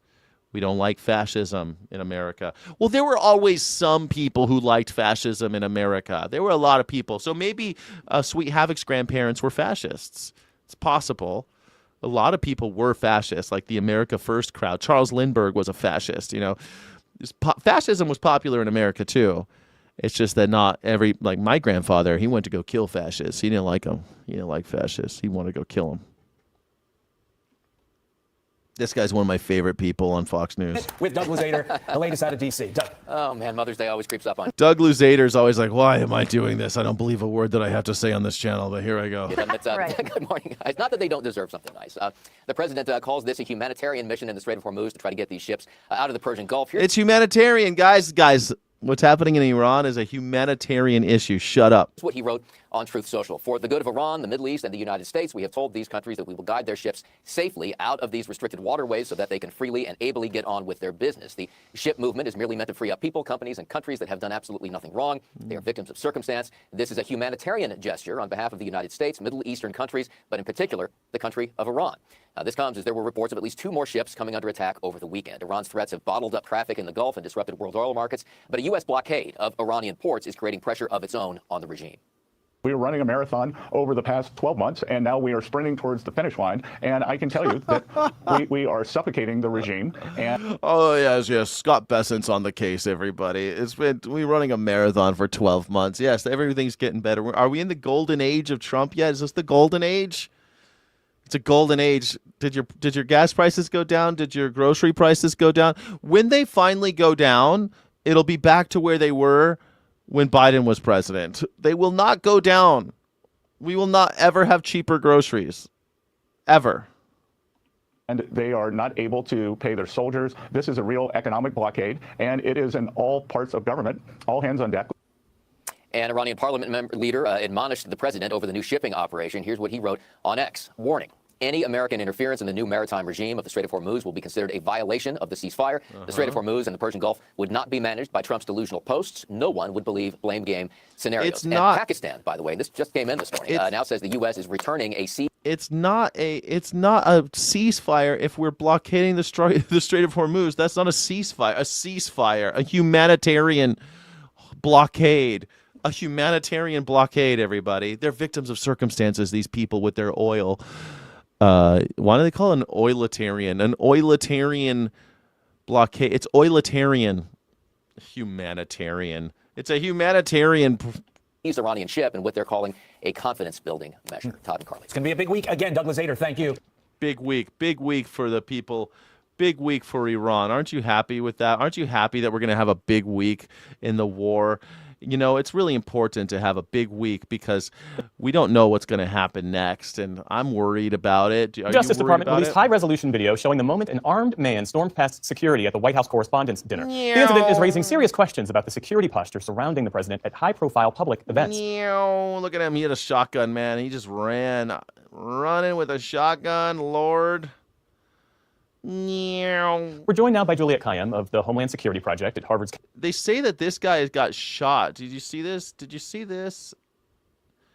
They say that this guy in the lower left pulled off a shot and shot this guy. And then he actually took a bullet right here. And it hit a bulletproof vest on. What do you think? Is it possible?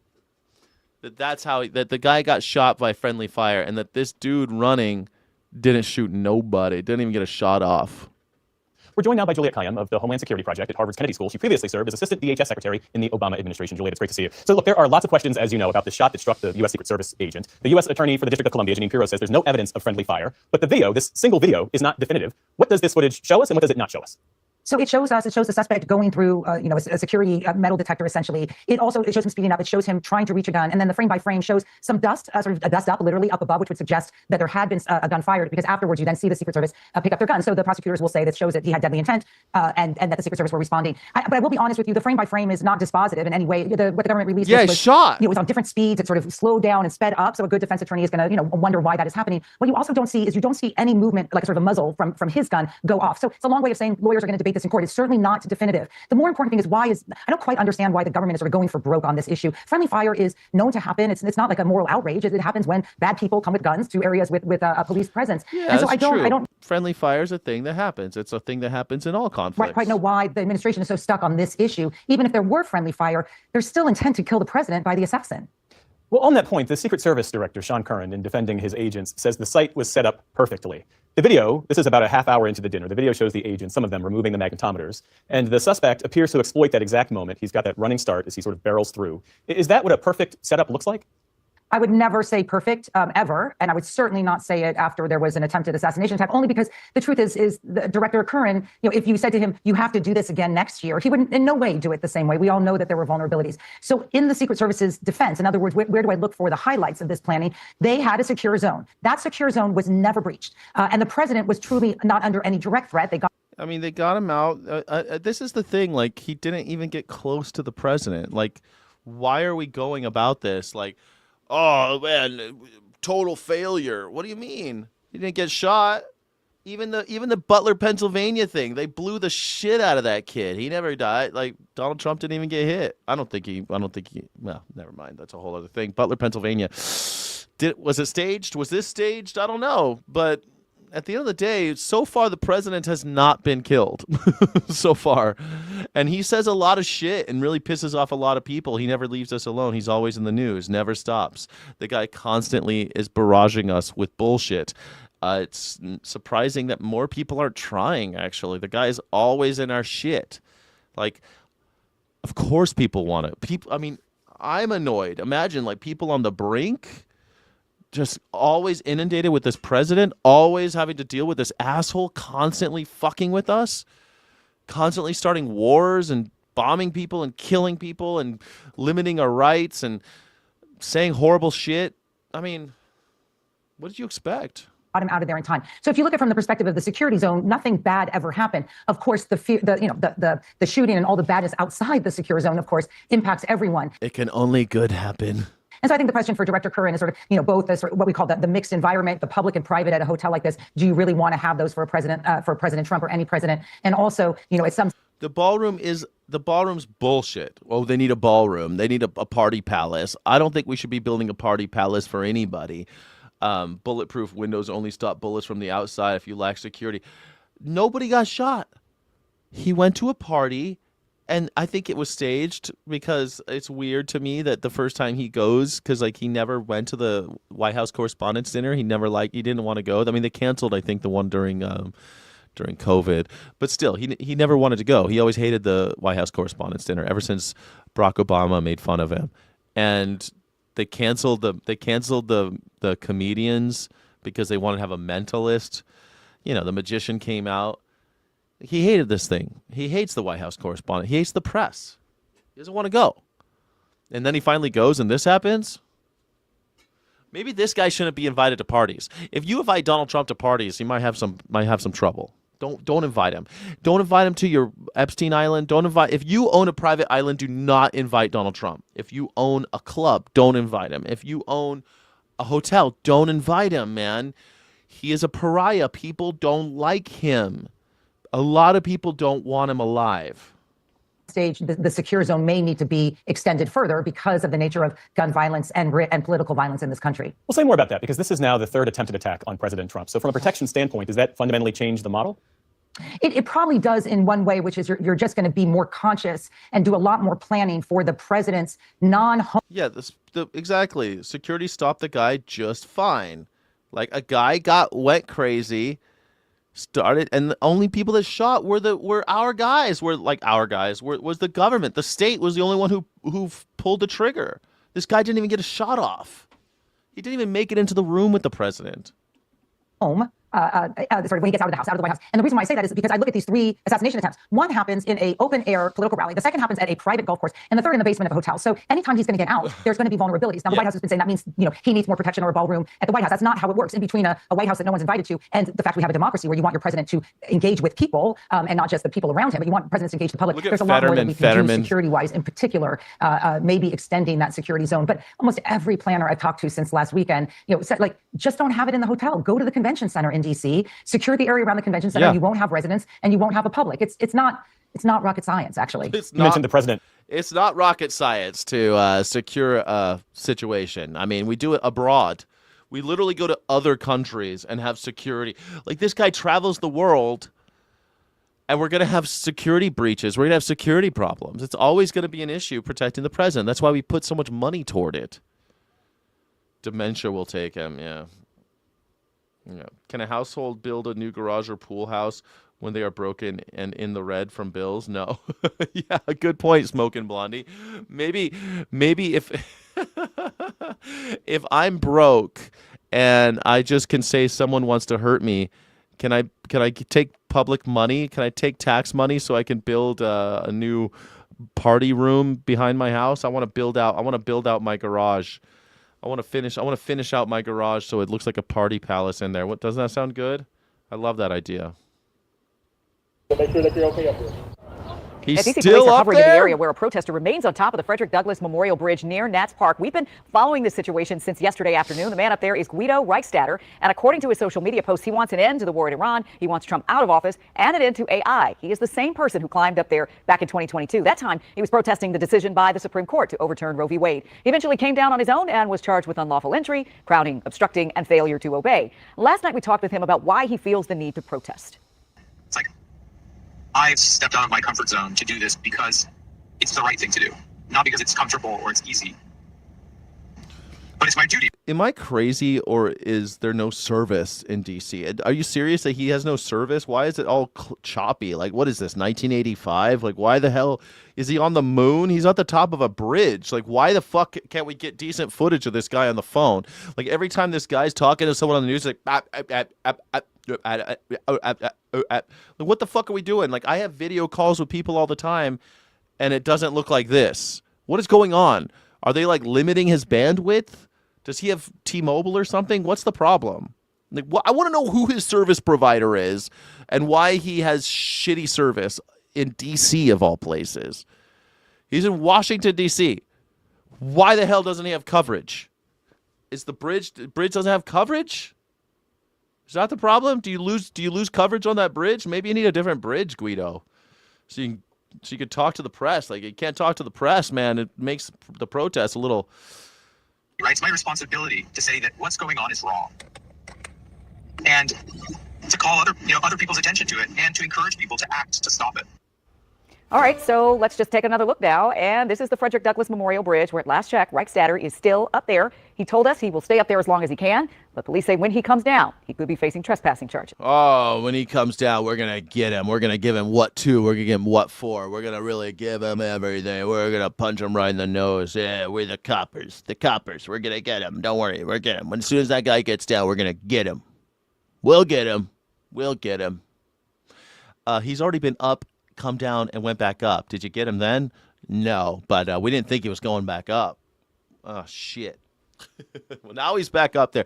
I hope he stays up there until the war's over. Let's just keep him up there, and let's keep all the flags at half-mast as well. All the flags go to half-mast. Guido stays up there until the war in Iran is over. What do you say? I think that's great. All right, that's the show. That's the end of my playlist, and we're exactly 2 hours. We're going to do the Afterglow right now. If you're a member, if you're a channel member, thank you for being here. Channel members get extra footage and extra stuff and extra streams, extra stuff. Thank you, everyone, for being here on this Monday. Thank you to any Cash Apps and Venmos and anybody who put nobody donated today, but that's okay. I'll do this one for free. Thank you, everyone, for being here. Thanks, everyone, for super chats are great. Super chats are cool, everybody. Super chats are really rad. And if you don't like super chats, become a channel member. Channel members get access to all sorts of other stuff, and that's pretty cool too. Thank you so much. I have T-Mobile, and it's Trump level service. Nice. I don't know what Trump level service means. My flag is already at half-mast. All the flags in Netherlands today. Why? Nurse Rod, see you, Rebels. Sky City Rebels, we're going to go and do the Afterglow right now on this channel. Thank you so much for being here. Illegitimate non-copyright. Don't let the bastards grind you down. My name is Sky Jack Morgan, independent news and culture commentator, free speech, and critical thinking advocate. This is the #1 news reaction show on YouTube, The Morning Sky Show. Thank you all for being here. You are amazing. My name is Sky Jack Morgan, and I appreciate you being here. Godspeed, Rebels. And if you're a channel member, go to the Afterglow. We'll hang out there for a second. Thank you so much for watching. Don't forget to like and subscribe. Thank you so friggin' much.